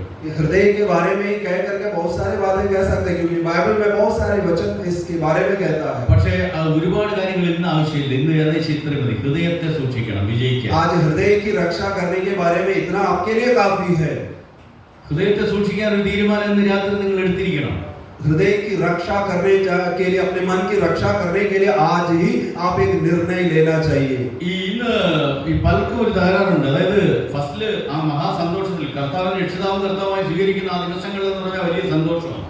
जब हम परमेश्वर यीशु मसीह को उद्धारकर्ता के रूप में ग्रहण करते हैं तो उसी दिन या उस समय में बहुत आनंद खुशी हमारे मन में होते हैं। ഹൃദയത്തിന്റെ നടുവിൽ തന്നെ കർത്താവിനെ സൂക്ഷിക്കും. അതവിടെ हम उसी समय अपने हृदय में ही यीशु मसीह को रखते हैं। ഓരോരോ ദിവസം മുമ്പോട്ട് കഴിയുമ്പോൾ एक एक दिन जब गुजरते हैं, ഇപ്പോ ഞാൻ പഠിച്ചത് പണ്ട് സ്കൂളിൽ പഠിച്ചത് ബെഞ്ചിൽ ഇരുന്നാണ് പഠിച്ചത്. ബെഞ്ച് हम लोग जो है स्कूल में पढ़ते हैं बेंच में बैठ करके पढ़ाई की है। 7 കുട്ടികൾ കാണും, 5-6 പേര് കാണും. उस बेंच में जो है 5 6 7 8 बच्चे लोग बैठते हैं। ഇങ്ങനെ ബെഞ്ചിലിരിക്കും. वो बेंच में बैठते हैं। ചില കുസൃതി പിള്ളേർ എന്ത് ചെയ്യുമെന്ന് അറിയാമോ? ഈ ബെഞ്ചിൽ ഇരുന്നിട്ട് പെട്ടെന്ന് ഇങ്ങനെ ഒരു നീക്കുന്നു. അപ്പൊ അങ്ങേയറ്റത്തിരിക്കണം താഴെ വീഴും. कुछ बच्चे लोग ऐसे बैठते बैठते ऐसा करके धक्का देते हैं तो वो जो साइड में सबसे लास्ट में बैठते हैं वो गिर जाते हैं। അപ്പോ കർത്താവിന്റെ സെന്ററിൽ ഇരുത്തിയിരിക്കുകയാണ്. ഇപ്പൊ ഹൃദയത്തിന്റെ സെന്ററിൽ കർത്താവ് ഇരിക്കുകയാണ്. यीशु मसीह हमारा हृदय के बीचों बीच बैठा है। ഇങ്ങനെ പല സാധനങ്ങളായി ദൈവത്തിന് ഇഷ്ടമില്ലാത്ത പലതും ഇതിനകത്തോട്ട് കയറുകയാണ്, ഹൃദയത്തിലോട്ട് കയറുകയാണ്. बहुत सारी जो परमेश्वर का पसंद नहीं है ऐसा बहुत सारी चीजें इसमें आ जाते हैं। അപ്പോ യേശു ഈ ഹൃദയത്തിന്റെ അറ്റത്തോട്ട് പോകണം, സൈഡിലേക്ക് പോകണം. और यीशु धीरे धीरे वो बीच में से जो है वो हृदय के एकदम किनारे पहुंच जाएगा। ഏത് സമയത്ത് വെളിയിൽ വീഴാമെന്നുള്ള കണക്കിനാണ് പിന്നെ യേശു ഇരിക്കുന്നത്.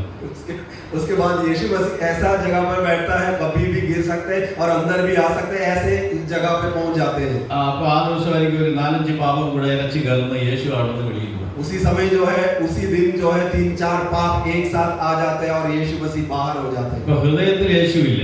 हृदय में अब यीशु नहीं है। അപ്പൊ ഹൃദയത്തിൽ യേശു ഇല്ലാതായാൽ നമ്മുടെ കാര്യം തീർന്നു. यीशु मसीह हमारा हृदय में नहीं है तो हमारा काम खत्म। പിന്നെ നമ്മുടെ നോഹ ഇങ്ങനെ ഒരു സാധനത്തെ പുറത്തോട്ട് ഒരു കാക്കയെ മലക്കാക്കയെ തുറന്നു.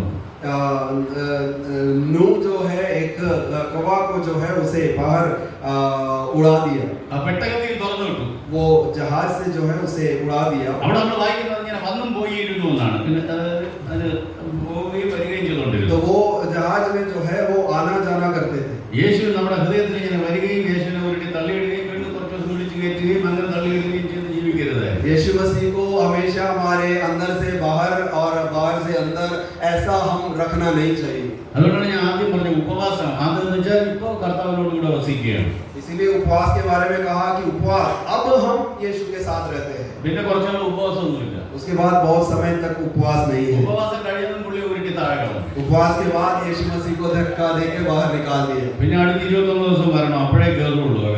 अगले महीने के उपवास आना चाहिए। അതുവരെ പുള്ളി ഇങ്ങനെ മുട്ടുകയാണ്. तब तक यीशु आकर के खटखटाता ही रहेगा। വെളിപ്പാട് 3:20 ഞാൻ വാതിൽക്കൽ നിന്ന് മുട്ടുന്നു. വെളിയിലായി. प्रकाशित वाक्य 3:20 मैं दरवाजे पर आकर के खटखटाता हूँ। യേശു അകത്ത് കയറിയാൽ പിന്നെ വെളിയിൽ ആക്കരുത്. यीशु मसीह यदि एक बार अंदर आए तो उसे कभी बाहर जाने मत देना। സകല ജാഗ്രതയോടും കൂടെ നിങ്ങളുടെ ഹൃദയത്തെ സൂക്ഷിക്കണം. सबसे अधिक अपने मन की रक्षा करना। സകല ജാഗ്രതയോടും കൂടെ ഹൃദയത്തെ സൂക്ഷിക്കണം. सारे बड़ी परिश्रम से ध्यान मेहनत करके आपको अपने हृदय की रक्षा करना। അതിന് കഴിഞ്ഞില്ലെങ്കിൽ വിജയിക്കാൻ പറ്റില്ല. यदि आपसे यदि ये काम नहीं हो सके तो आप कभी भी विजय प्राप्त नहीं कर सकते हैं। ഇനി അടുത്ത് സൂക്ഷിക്കേണ്ട ഒരു സാധനമാണ് ഞാൻ പറയാൻ പോകുന്നത്. इसके बाद फिर किस चीज की आपको रक्षा करना चाहिए आप मैं कहना चाहता हूं। ആദ്യം ഹൃദയത്തെ സൂക്ഷിക്കണം. सबसे पहले हृदय की रक्षा करना चाहिए। രണ്ടാമത് സൂക്ഷിക്കേണ്ടത് സദൃശവാക്യങ്ങൾ 4:24. नीति वचन 4:20 दूसरी आपको रक्षा करना है। 24 4:24 4:24 അവിടെ എഴുതിയിരിക്കുന്നത് എന്താണ്? വായുടെ വക്രത നിങ്ങൾ നിന്ന് അകറ്റുക. അങ്ങനെയല്ലേ? बोली का टेढ़ी बात अपने मुंह से मत बोल ആദരങ്ങളുടെ വികടം നിങ്ങൾ നിന്ന് और चालबाजी की बातें कहना तुझसे दूर रहे। അടുത്ത സൂക്ഷിക്കേണ്ടുന്ന ഒരു സാധനമാണ് നാക്ക്. इसके बाद रक्षा करने की एक चीज होता है आपका जीव।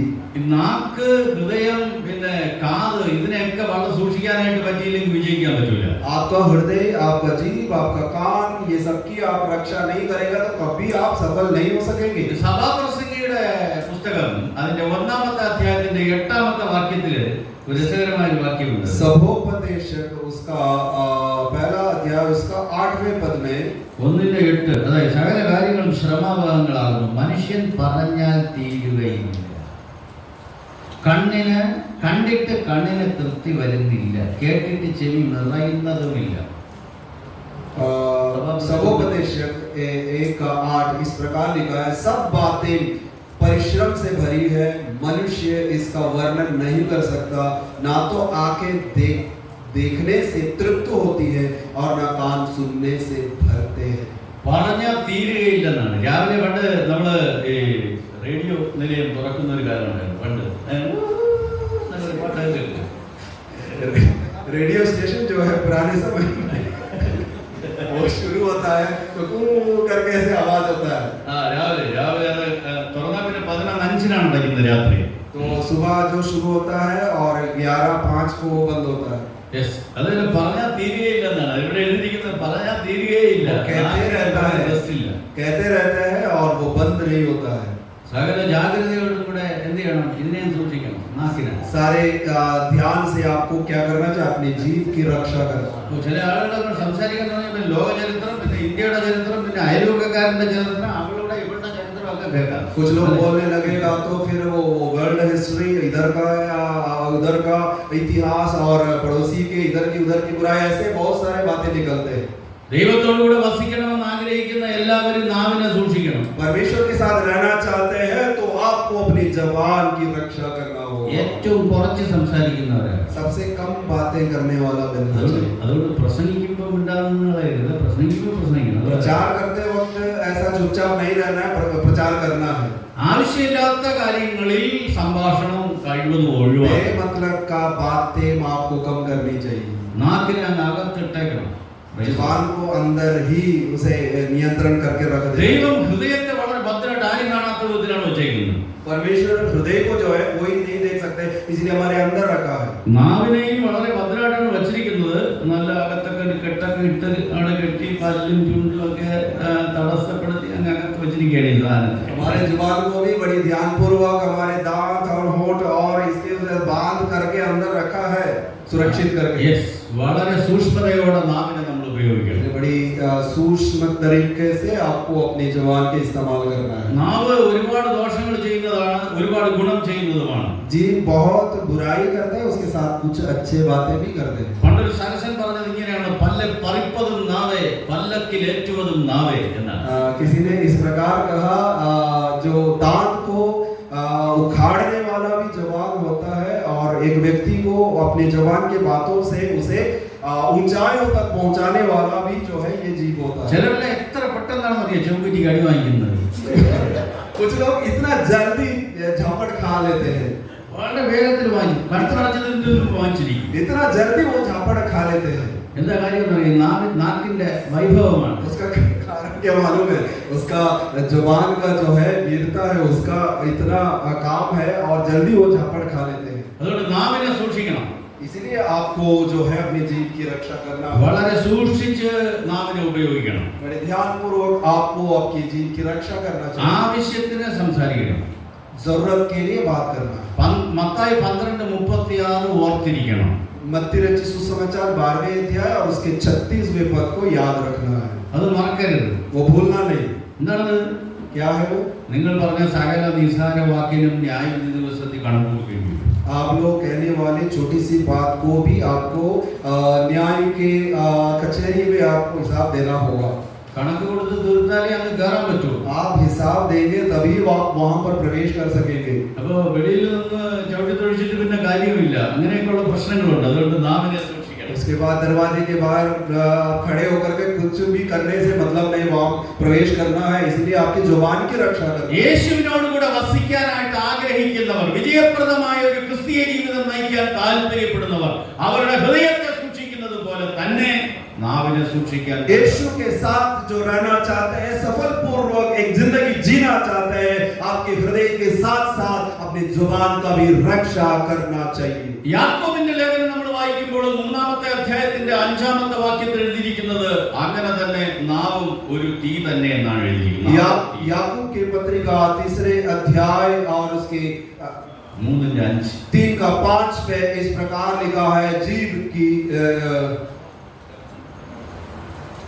James chapter 3:5 3:5 में इस प्रकार लिखा है कि वैसे ये जीव भी एक छोटा सा अंग है और बड़ी बड़ी रींगे मारती है। देखो थोड़ी सी आग से कितने बड़े वन को आग लग जाती है। അങ്ങനെ തന്നെ നാവും ഒരു തീ തന്നെ. ഈ വാക്യം ഒരിക്കൽ ഒരു പാസ്റ്റർ വായിക്കാൻ പറഞ്ഞു പോയി. അങ്ങനെയാണ് സഹോദരി വായിച്ചിട്ട് സ്പീഡ് കൂടി പോയി. അങ്ങനെ തന്നെ നാവ് ഒരു തീ തന്നെ എന്ന് വായിച്ചു.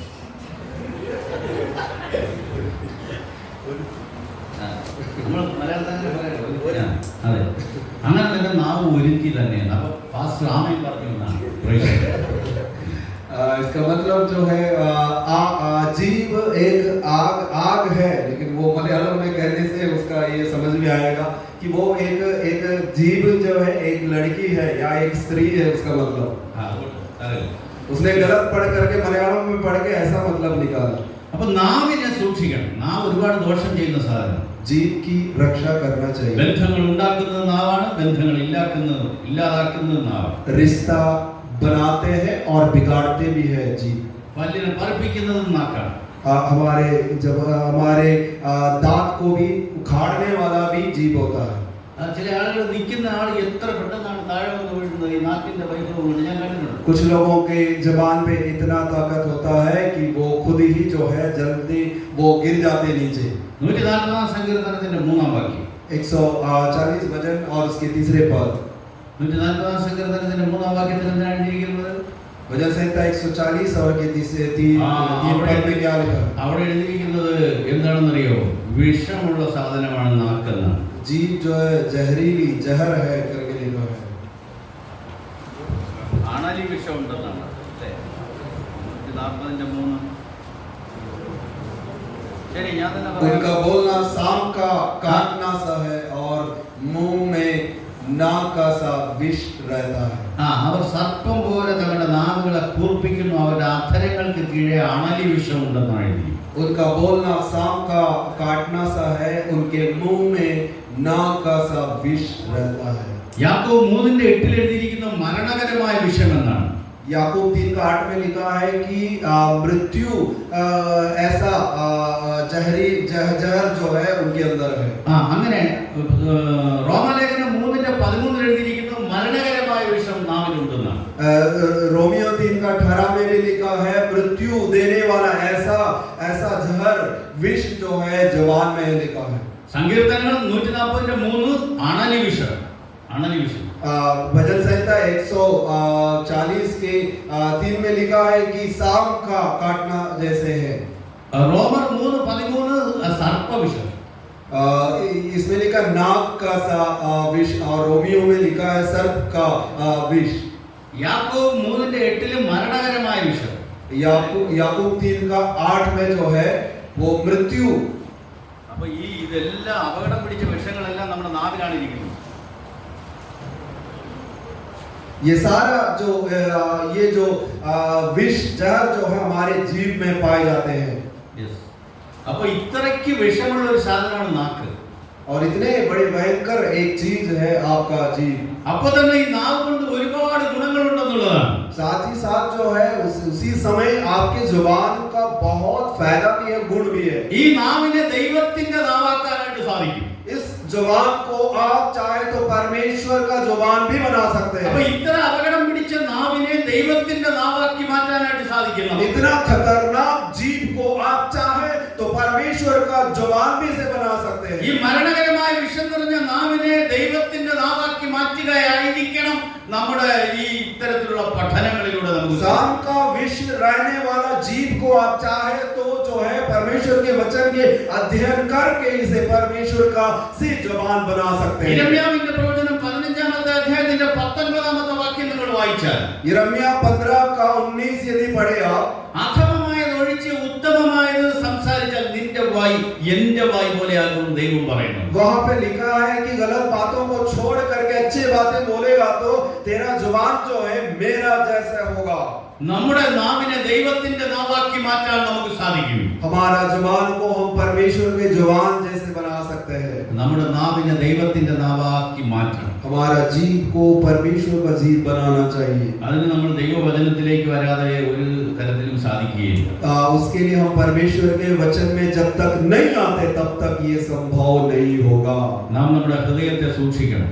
हम अपने हृदय की रक्षा करना चाहिए. നമ്മുടെ നാവിനെ സൂക്ഷിക്കണം. हमारी जुबान की रक्षा करना चाहिए. ആലോചിച്ച് നമ്മൾ സംസാരിക്കണം. सोच समझ करके हम बात നമ്മുടെ करें. വാക്കുകൾ കൃപയോട് കൂടിയതും ഉപ്പിനാൽ രുചി വരുത്തിയതുമാകണമെന്ന് കൊലോസി ലേഖനത്തിലെ എഫേസ്യ ലേഖനത്തിലൊക്കെ നമുക്ക് വായിക്കാൻ സാധിക്കും. कुलुसियों एफिसियों के पत्रिकाओं में हमारे बात जो है बहुत सुहावना या हमारे शब्द जो है बहुत नमकीन किए जाने वाला होना चाहिए. നിങ്ങൾ അനുഗ്രഹം അനുഭവിക്കേണ്ടതിന് വിളിക്കപ്പെട്ടവരാകിയാൽ അനുഗ്രഹിക്കുന്നവരായിരിക്കുന്നതാണ് പത്രോസിന്റെ ലേഖനത്തിൽ എഴുതിയിരിക്കുന്നത്. आप आशीष पाने के लिए बुलाया गया, इसलिए दूसरों को आशीष देने वाला बनना चाहिए करके पत्रस के पत्रिका में लिखा है. ഹൃദയത്തെ സൂക്ഷിക്കണം. हृदय की रक्षा करना है, നാവിനെ സൂക്ഷിക്കണം. जुबान की रक्षा करना है. അടുത്ത ഒരു കാര്യം സദൃശവാക്യങ്ങൾ 4:25 नीति वचन 4:25 അവിടെ എഴുതിയിരിക്കുന്ന നമ്മുടെ കണ്ണുകളെ സൂക്ഷിക്കണമെന്നാണ്. वहां पे लिखा हम अपनी आंखों की रक्षा करना चाहिए.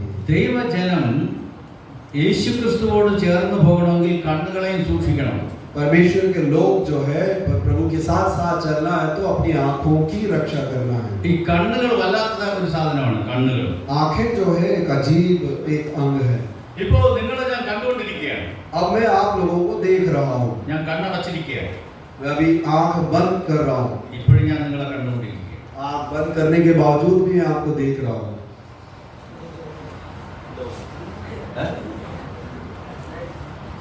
എനിക്ക് നിങ്ങളെ ഇപ്പോഴും എനിക്ക് കാണാൻ പറ്റും. നിങ്ങൾ ഇരിക്കുന്ന സ്ഥലം എല്ലാം കൃത്യമായിട്ട് എനിക്കറിയാം. मैं अभी കണ്ണടച്ചിരിക്കുകയാണ്. आंख बंद करके आपको देख सकता हूँ. കണ്ണുകൾ അടഞ്ഞിരിക്കുമ്പോൾ തന്നെ കാണാൻ പറ്റുന്ന ഒരു പ്രത്യേക അവയവമാണ് കണ്ണ്. आंखें ऐसा है जो है बंद रहने पर भी वो देख सकते हैं, ऐसा एक अंग है. ഇപ്പോ പണ്ട് കണ്ടൊരു പെണ്ണിനെ കണ്ടുകൊണ്ടിരിക്കാനും പറ്റുമല്ലോ. അപ്പോഴും बहुत पहले एक लड़की को देखा है, अभी भी उसे देख सकते हैं. അതുപോലെ തന്നെ ഒരു പയ്യനെയും കണ്ടുകൊണ്ടിരിക്കാൻ പറ്റും. वैसे ही लड़के को भी आप देख सकते हैं पुराने. अब ऐसे बैठ भी सकते हैं. ഇതിനെല്ലാം പറ്റുന്ന ഒരു കുഴപ്പം പിടിച്ച ഒരു സാധനമാണ് കണ്ണ്. ये सब हो सकता है, उसके लिए एक ऐसा एक अंग है आपका आंख. അപ്പോൾ വിജയപ്രദമായ ഒരു ക്രിസ്തീയ ജീവിതം നയിക്കാൻ കണ്ണുകളെയും സൂക്ഷിക്കണം. सफल पूर्वक एक जिंदगी जीने के लिए आपकी आंखों की रक्षा करना है. നമ്മളിങ്ങനെ നോക്കുമ്പോൾ ചിരിച്ചുകൊണ്ടിരിക്കുന്നു. നമ്മൾ വിചാരിക്കുമ്പോൾ എന്തോ ആത്മീയമായ കാര്യങ്ങൾ നമ്മൾ പറഞ്ഞതിന്റെ അടിസ്ഥാനത്തിൽ എന്നാണ്. അപ്പോഴാണ് മറ്റേ KTM എന്തൊരു ബൈക്കുണ്ടല്ലോ, ആകാശത്തോടെ പോകുന്ന സാധനം,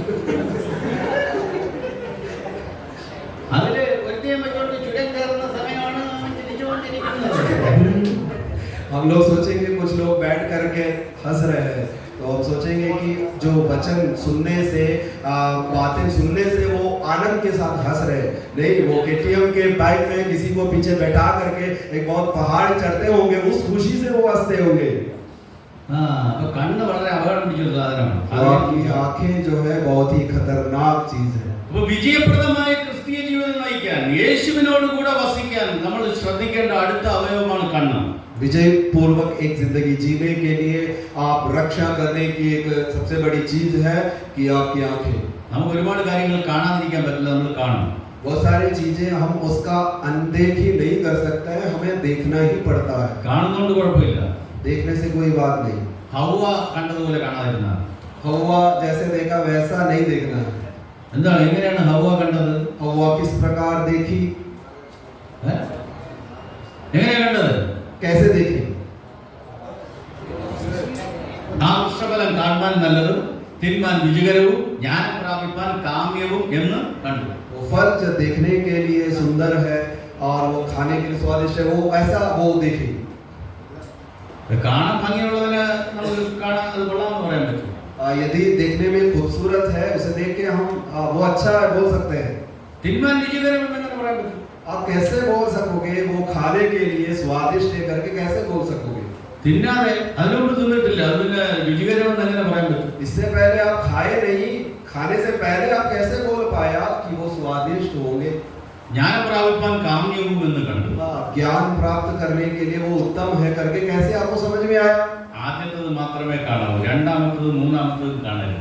पहला आप देख सकते हैं, दूसरा और तीसरी बातें आपको नहीं देखना है. കാണാൻ കൊള്ളാമെന്നുള്ളത് മാത്രം മതി, അതിന് ശേഷമുള്ളത് കൂടെ കാണാൻ ശ്രമിക്കരുത്. सबसे पहले नजर में जो देखते हैं वो ठीक है, उसके बाद फिर अगले और बातें आपको नहीं देखना चाहिए. അപ്പൊ നമ്മുടെ കണ്ണുകളെ സൂക്ഷിക്കണം. हमारी आंखों की रक्षा करना है. വിജയപ്രദമായ ക്രിസ്തീയ ജീവിതം നയിക്കാൻ കണ്ണുകളെ സൂക്ഷിക്കണം. ദൈവത്തോടുകൂടെ വസിക്കാൻ കണ്ണുകളെയും സൂക്ഷിക്കണം. परमेश्वर के साथ साथ रहने के लिए आपको अपनी आंखों की रक्षा करना चाहिए. ഹൃദയത്തെ സൂക്ഷിക്കണം, हृदय की रक्षा करना चाहिए. നാവിനെ സൂക്ഷിക്കണം, अपनी जुबान की रक्षा करना है. കണ്ണുകളെ സൂക്ഷിക്കണം. आंखों की रक्षा करना है. ഈ മൂന്ന് കാര്യങ്ങളെ ചെയ്യാൻ പറ്റുമെങ്കിൽ പിന്നെയുള്ള കാര്യങ്ങളൊക്കെ വിജയമാവും. यदि ये तीनों आप अच्छे तरीके से कर सके तो बाकी सब आसान है. ഹൃദയത്തെ നമുക്ക് കൺട്രോളിൽ നിർത്താൻ പറ്റിയാൽ നമ്മൾ വിജയിച്ചു കഴിഞ്ഞു. हृदय को यदि मन को यदि हम काबू में रख पा रहे हैं तो हम एक आधा विजय प्राप्त कर चुके हैं. ഒരു സ്റ്റെപ്പ് ഇറങ്ങുന്നവന് കയറാൻ പ്രയാസമാണ്. एक कदम जो हम नीचे उतरते हैं फिर चढ़ने के लिए मुश्किल हो जाते हैं. ഇറങ്ങുന്നവന് വീണ്ടും ഇറങ്ങാനുള്ള ഒരു ടെൻഡൻസി ആയിരിക്കും. जब हम उतारते हैं और उतरने का मन और रहता है. നമ്മൾ ഇറങ്ങാൻ ശ്രമിക്കരുത്.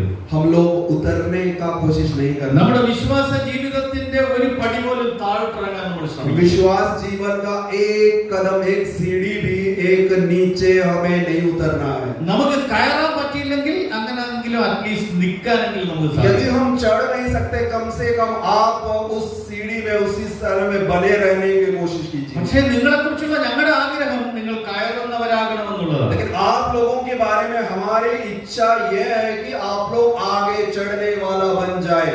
ആത്മീയ ജീവിതം ഒരു യാത്രയാണ്. आत्मिक जीवन एक सफर है. ആ യാത്രയിൽ നമുക്ക് വിജയിക്കാൻ സാധിക്കണം. उस सफर में हम विजयी होना चाहिए. ദൈവം നമ്മൾ വിജയിച്ചു എന്ന സർട്ടിഫിക്കറ്റ് ദൈവം നമുക്ക് തരണം. हम लोग विजय प्राप्त किया है ये प्रमाण पत्र परमेश्वर हमें देना चाहिए. ദൈവത്തിന്റെ വചനത്തെ നമ്മൾ മുറുകെ പിടിക്കണം. परमेश्वर के वचन को हमें पकड़ लेना चाहिए. ഓരോ ദിവസവും നമ്മുടെ പ്രാർത്ഥനാ ജീവിതം വളരെ സ്ട്രോങ് ആകണം. हर दिन जो है आपकी प्रार्थना जीवन जो है बहुत ही मजबूत होनी चाहिए. ശക്തമായ പ്രാർത്ഥന, बहुत ही सामर्थी प्रार्थना, ദൈവത്തോട് ഒത്തിരിക്കുന്ന പ്രാർത്ഥന. परमेश्वर के करीब रहने वाली प्रार्थना. ദൈവത്തോടൊപ്പം ഇരിക്കുന്നുവെന്ന് അഭിനയിക്കരുത്. അഭിനയമല്ല ഞാൻ പറഞ്ഞത്. परमेश्वर के साथ में रहता हूँ ऐसा आपको अभिनय नहीं करना, नाटक नहीं करना है. ഹൃദയത്തെ ദൈവത്തോട് ഏകാഗ്രമാക്കിയിട്ടുള്ള പ്രാർത്ഥന. आपका हृदय को परमेश्वर के साथ एकाग्र करना चाहिए. കാതുകളെ അടച്ചിട്ടുള്ള പ്രാർത്ഥന. अपने कानों को बंद करके प्रार्थना करना. ചെല്ലിങ്ങനെ പ്രാർത്ഥിച്ചുകൊണ്ടിരിക്കുമ്പോൾ തന്നെ അടുക്കളയിലെ കാര്യവും വീട്ടിലെ കാര്യവും മറ്റേ കാര്യം മറിച്ച കാര്യം ഇതിന്റെ ഇടയിൽ കൂടെ തന്നെ പറയണേ അതെടുത്ത് വയ്ക്കുക എന്നൊക്കെ പറഞ്ഞു. कुछ लोग प्रार्थना करते समय इधर के उधर की बातें, किचन की बातें सब सुनता है और प्रार्थना के बीच में बोलते हैं उसको उठा करके उधर रखो, ये सब बोलते हैं. അപ്പൊ അവര് ഇവിടെ പ്രാർത്ഥനയിലല്ല ശ്രദ്ധിക്കും, ദൈവത്തോടുള്ള അവർ പരിസരത്തെ എന്ന് വെച്ചാൽ കാത് തുറന്നു കിടക്കുന്നുണ്ട്, കണ്ണുകൾ ഇങ്ങനെ ഇരിക്കണമെങ്കിലും അതും തുറന്നിരിക്കുകയാണ്. എല്ലാം അങ്ങനെ ഇതെല്ലാം അടയ്ക്കാൻ പറ്റണം. वो प्रार्थना करते रहते हैं लेकिन उसका कान खुले हुए हैं और इधर उधर की बातें वो सुनते रहते हैं. इसीलिए हमारे कान को बंद करके प्रभु की उपस्थिति में प्रार्थना के लिए बैठना. ശരിക്കുമുള്ള ഒരു പ്രാർത്ഥന അനുഭവത്തിലേക്ക് നമുക്ക് പ്രവേശിക്കാൻ പറ്റുമ്പോൾ ഞാൻ എന്റെ അനുഭവത്തിൽ ഞാൻ പറയുന്നത് നമ്മളൊന്നും കേൾക്കൂല. അടുത്ത് അവിടെ കിടക്കണ അവിടെ ശബ്ദങ്ങളൊന്നും നമ്മളെ ബാധിക്കും. सचमुच एक परमेश्वर के साथ जो ऐसा प्रार्थना में जब आप पहुंचोगे तो आप इस दुनिया के कोई भी आवाज सुन नहीं सकोगे. അങ്ങനെ നമുക്ക് എല്ലാം ക്ലോസ് ചെയ്ത ദൈവസന്നിധിയിൽ ഇരുന്ന് ശീലിക്കാനായിട്ട് ഉള്ള ഒരു ശീലം ഈ ദിവസങ്ങളിൽ നിങ്ങൾ വളർത്തിയെടുക്കണം. इन दिनों में ऐसे आदत को आप बनाए, इस दुनिया के आवाज को अनसुनी करके केवल परमेश्वर के बात सुनने, ऐसा अपने आप को ऐसा आदत में आप अपने आप आदत डाल लीजिए. ഞാൻ പറയുന്നത് നിങ്ങൾക്ക് മനസ്സിലാവുന്നുണ്ടോ? क्या मेरा कहना आपको समझ में आ रहा है? ശരിക്കും മനസ്സിലാവുന്നുണ്ടോ? सचमुच समझ में आ रहे हैं? Praise the Lord. Hallelujah. Hallelujah. അപ്പോ നമ്മള് വിജയിക്കുന്നവരായി തീരണം, വിജയശ്രീലാളിതരായി തീരണം. हम लोग विजय प्राप्त करने वाला व्यक्ति लोग होना നമ്മുടെ चाहिए. പ്രാർത്ഥനകളെല്ലാം ഫലപ്രദമായി തീരണം. हमारी प्रार्थनाएं जो है बहुत ही सफल. നമ്മളും ദൈവവും തമ്മിലുള്ള ബന്ധം ദൃഢമായി മാറണം. मैं और आप परमेश्वर परमेश्वर का जो संबंध है बहुत दृढ़ होना चाहिए। അങ്ങനെ നമ്മളായിത്തീരുമ്പോൾ നമ്മുടെ പ്രാർത്ഥനകൾ കേൾക്കാൻ ദൈവത്തിന് വലിയ ഇഷ്ടമായി മാറും. तो उस समय जो हमारे प्रार्थनाएं सुनने के लिए परमेश्वर को बहुत इच्छा होगा। അങ്ങനെ ഒരു വ്യക്തിപരമായി ദൈവമായിട്ട് നിങ്ങൾ ഒരു അടുത്ത ബന്ധത്തിലെത്തുമ്പോൾ നിങ്ങൾ പറയുന്ന കാര്യങ്ങൾ കേൾക്കാൻ ദൈവത്തിന് സന്മനസ്സുണ്ട്. परमेश्वर के साथ ऐसा व्यक्तिगत संबंध जब आपका होगा तो आपकी बातें सुनने के लिए परमेश्वर बहुत इच्छुक होगा। നിങ്ങൾ പുറപ്പാട് പുസ്തകം ശരിച്ച് അത് മുതൽ വായിച്ചു വന്ന മോശയെ നിങ്ങൾ കാണാൻ പറ്റും. മോശയെ സത്യത്തിൽ ദൈവത്തെ തടയാനുള്ള ശേഷിയുള്ള ആളായിട്ടാണ് നമുക്ക് മോശയെ കാണാൻ പറ്റും. निर्गमन के पुस्तक से लेकर मूसा के बारे में यदि आप पढ़ोगे, मूसा में इतना ताकत था कि वो परमेश्वर को भी रोक सकता था, ऐसा ताकत मूसा में थी। ദൈവവും മോശയും തമ്മിലുള്ള റിലേഷൻഷിപ്പ് ഭയങ്കര ദൃഢമായിരിക്കുന്നത് കാണാനായിട്ട് സാധിക്കും. परमेश्वर और मूसा के बीच का जो रिश्ता है बहुत ही दृढ़ है करके हम वचन में देखते हैं। പല പ്രാവശ്യം ദൈവം ഇസ്രായേൽ ജനത്തെ നശിപ്പിക്കുന്നു പറയും, എല്ലാവരെയും ഞാൻ കൊന്നുകളയുന്നു. कई बार जो है परमेश्वर ने बोला सारा इजरायली लोगों को मार दूंगा, उसे खत्म कर दूंगा करके परमेश्वर ने मनसा बनाया। ഒരുത്തനെ ഞാൻ വച്ചേക്കില്ല, किसी को भी मैं रख नहीं छोड़ूंगा। അപ്പൊ മോശ എന്ന് പറയുന്ന വാക്കുകൾ എനിക്ക് ഭയങ്കര ഇഷ്ടം തോന്നുന്ന तो വാക്കുകൾ. मूसा आकर जो कहता है बहुत ही मुझे अच्छा लगता है। ദൈവമേ അങ്ങനെ ചെയ്യരുത്.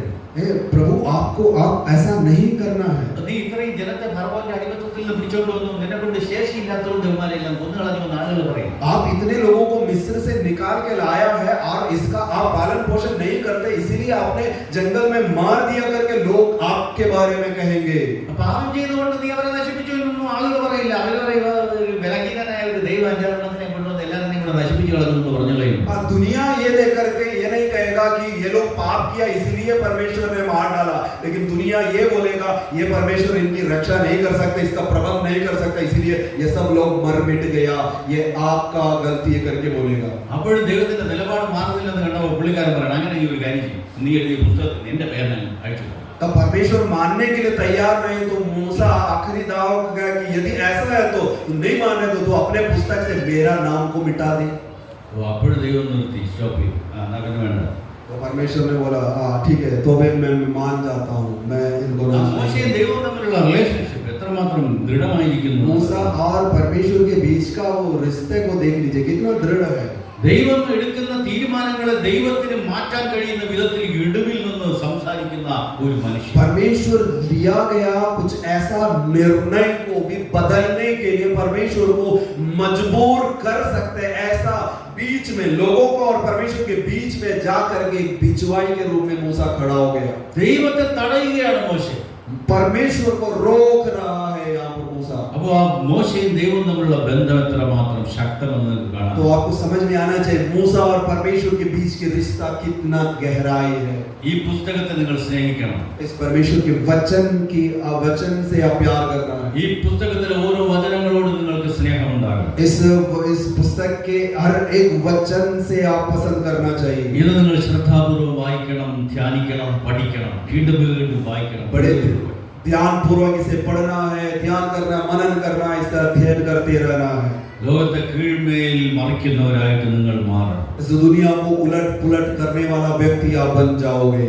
അത്തരത്തിൽ ശക്തരായി നിങ്ങൾ തീരണം. इस प्रकार ऐसा ताकतवर लोग आप बनना है। ദൈവത്തിന് പ്രിയപ്പെട്ടവരായി നിങ്ങൾ മാറണം. परमेश्वर के प्रिय लोग आप बनना है। പരിശുദ്ധാത്മാവിനോട് ചേർന്ന് നിങ്ങൾ പോകണം. पवित्र आत्मा के साथ साथ आप चलना है। ദൈവത്തോട് ചേർന്ന് പോകണം. परमेश्वर के साथ साथ चलना है। യേശുവിനോട് നിങ്ങൾ ചേർന്ന് പോകണം. यीशु के साथ साथ जीना है। നിങ്ങളുടെ പ്രാർത്ഥനകൾ വളരെ പവർഫുൾ ആകണം. आपकी प्रार्थनाएं बहुत शक्तिशाली होना चाहिए।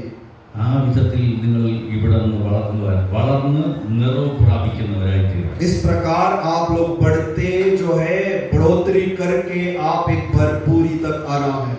ദൈവത്തോടു കൂടെ വസിക്കുക. परमेश्वर के साथ रहना, എപ്പോഴും വസിക്കുക. हमेशा रहना।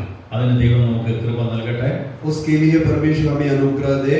നമുക്ക് അല്പസമയം ദൈവത്തോട് പ്രാർത്ഥിക്കാം. हम कुछ समय परमेश्वर के उपस्थिति में प्रार्थना करेंगे। എല്ലാവർക്കും ഒന്ന് എഴുന്നേറ്റ് നിൽക്കാം. सब लोग अपने स्थानों पर खड़े हो जाएंगे। പറ്റുന്നവർ जितने लोगों से हो सकता है खड़े हो जाएंगे। നമ്മൾ ദൈവത്തോട് പ്രാർത്ഥിക്കാൻ तो परमेश्वर से प्रार्थना करने जा रहा है।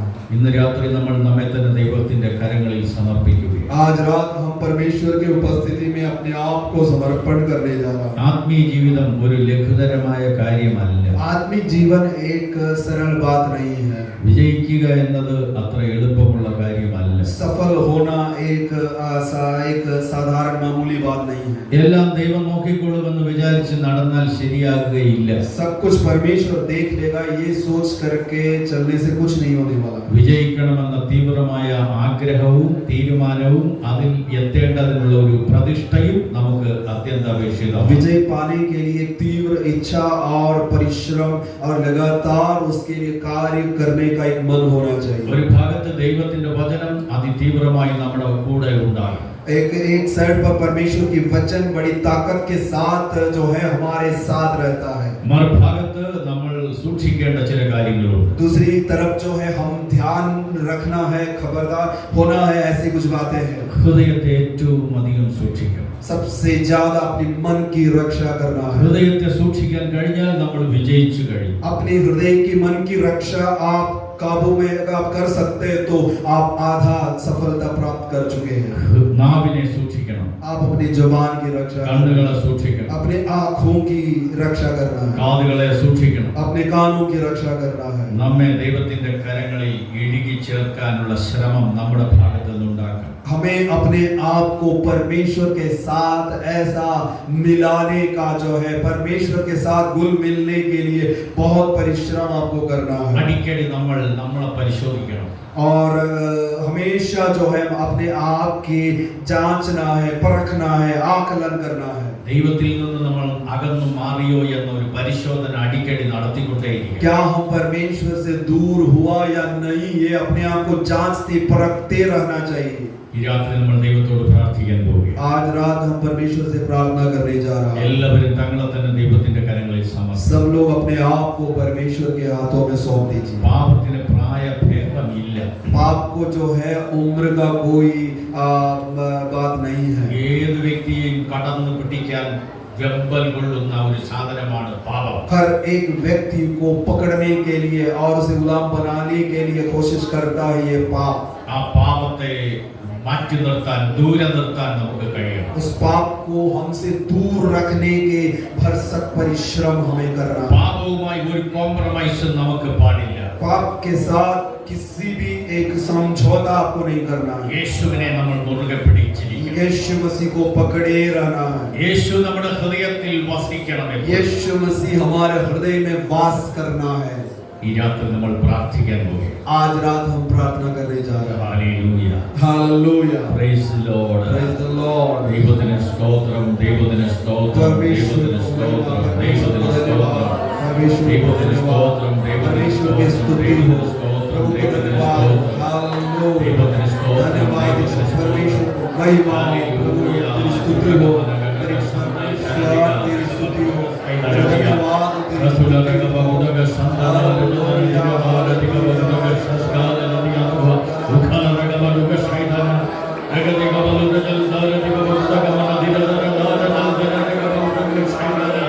ദൈവത്തിന്റെ കൃപ എന്ന രാത്രിയിൽ ജനത്തിന് മേൽ ഇറങ്ങട്ടെ. ഹല്ലേലൂയ. ദൈവശക്തി ഇവരുടെ മേൽ വ്യാപരിക്കട്ടെ. उतरे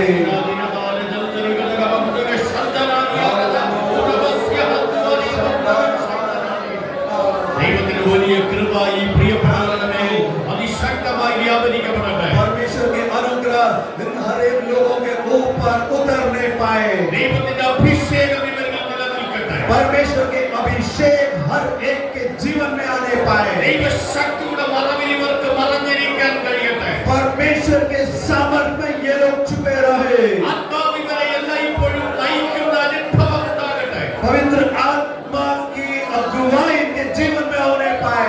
ദൈവത്തോട് അടുത്തിരിക്കാനുള്ള തീവ്രമായ ഒരു മനസ്സ് ഇവർക്കുണ്ടാകട്ടെ. परमेश्वर के करीब रहने का एक तीव्र इच्छा हर एक के अंदर होने पाए। ദൈവത്തിന്റെ വചനം മനസ്സിലാക്കാനുള്ള ദൈവ കൃപ ഇവർക്ക് ലഭിക്കട്ടെ. परमेश्वर के वचन को समझने का बुद्धि ज्ञान हर एक को परमेश्वर देने पाए। ഓരോ സമയത്തും വചനത്തിലേക്ക് ഇവരുടെ ശ്രദ്ധ പതിഞ്ഞിരിക്കട്ടെ. हर समय परमेश्वर के वचन पर इनका मन हमेशा रहने पाए। ഇരുട്ടിനെ ശാസിക്കാൻ ഇവർക്ക് കഴിയട്ടെ. अंधकार को डांटने का ताकत इन्हें दीजिए। ദുഷ്ട ശക്തികളെ തുരത്താനുള്ള ശക്തി ഇവർക്ക് ലഭിക്കട്ടെ.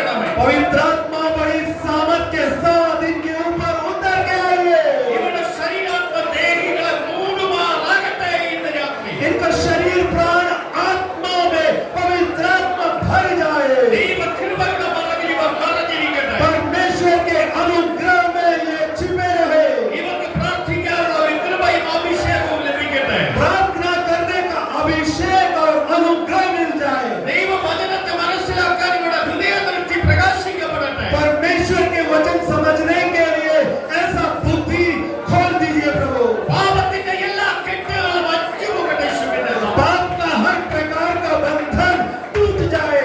പാപം ഇവരിൽ നിന്ന് ഓടിപ്പോകട്ടെ യേശുവിന്റെ पाप നാമത്തിൽ. इनके जीवन से दूर भाग नहीं पाए। വിശുദ്ധിയിൽ നിന്ന് വിശുദ്ധിയിലേക്ക് നീങ്ങാനുള്ള വലിയ മാറ്റം ലഭിക്കട്ടെ. पवित्रताई से पवित्रताई की ओर ये आगे बढ़ जाए। ദൈവ കൃപ കൊണ്ട് ഇവരെ പൊതിയണമേ കർത്താവേ. परमेश्वर के अनुग्रह से इनको ढाप दीजिए।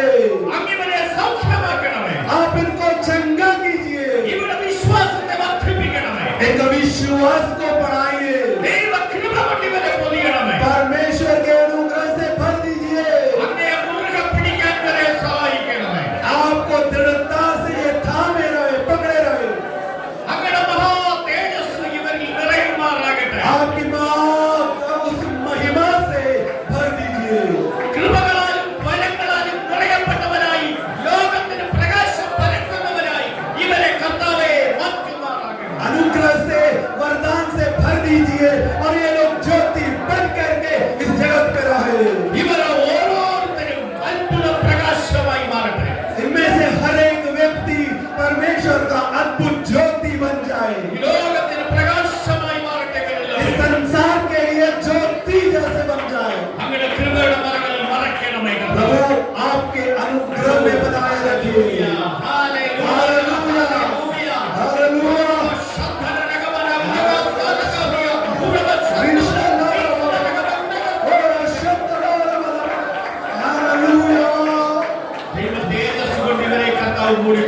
प्रभु आपके महिमा से इन्हें ढांप दीजिए।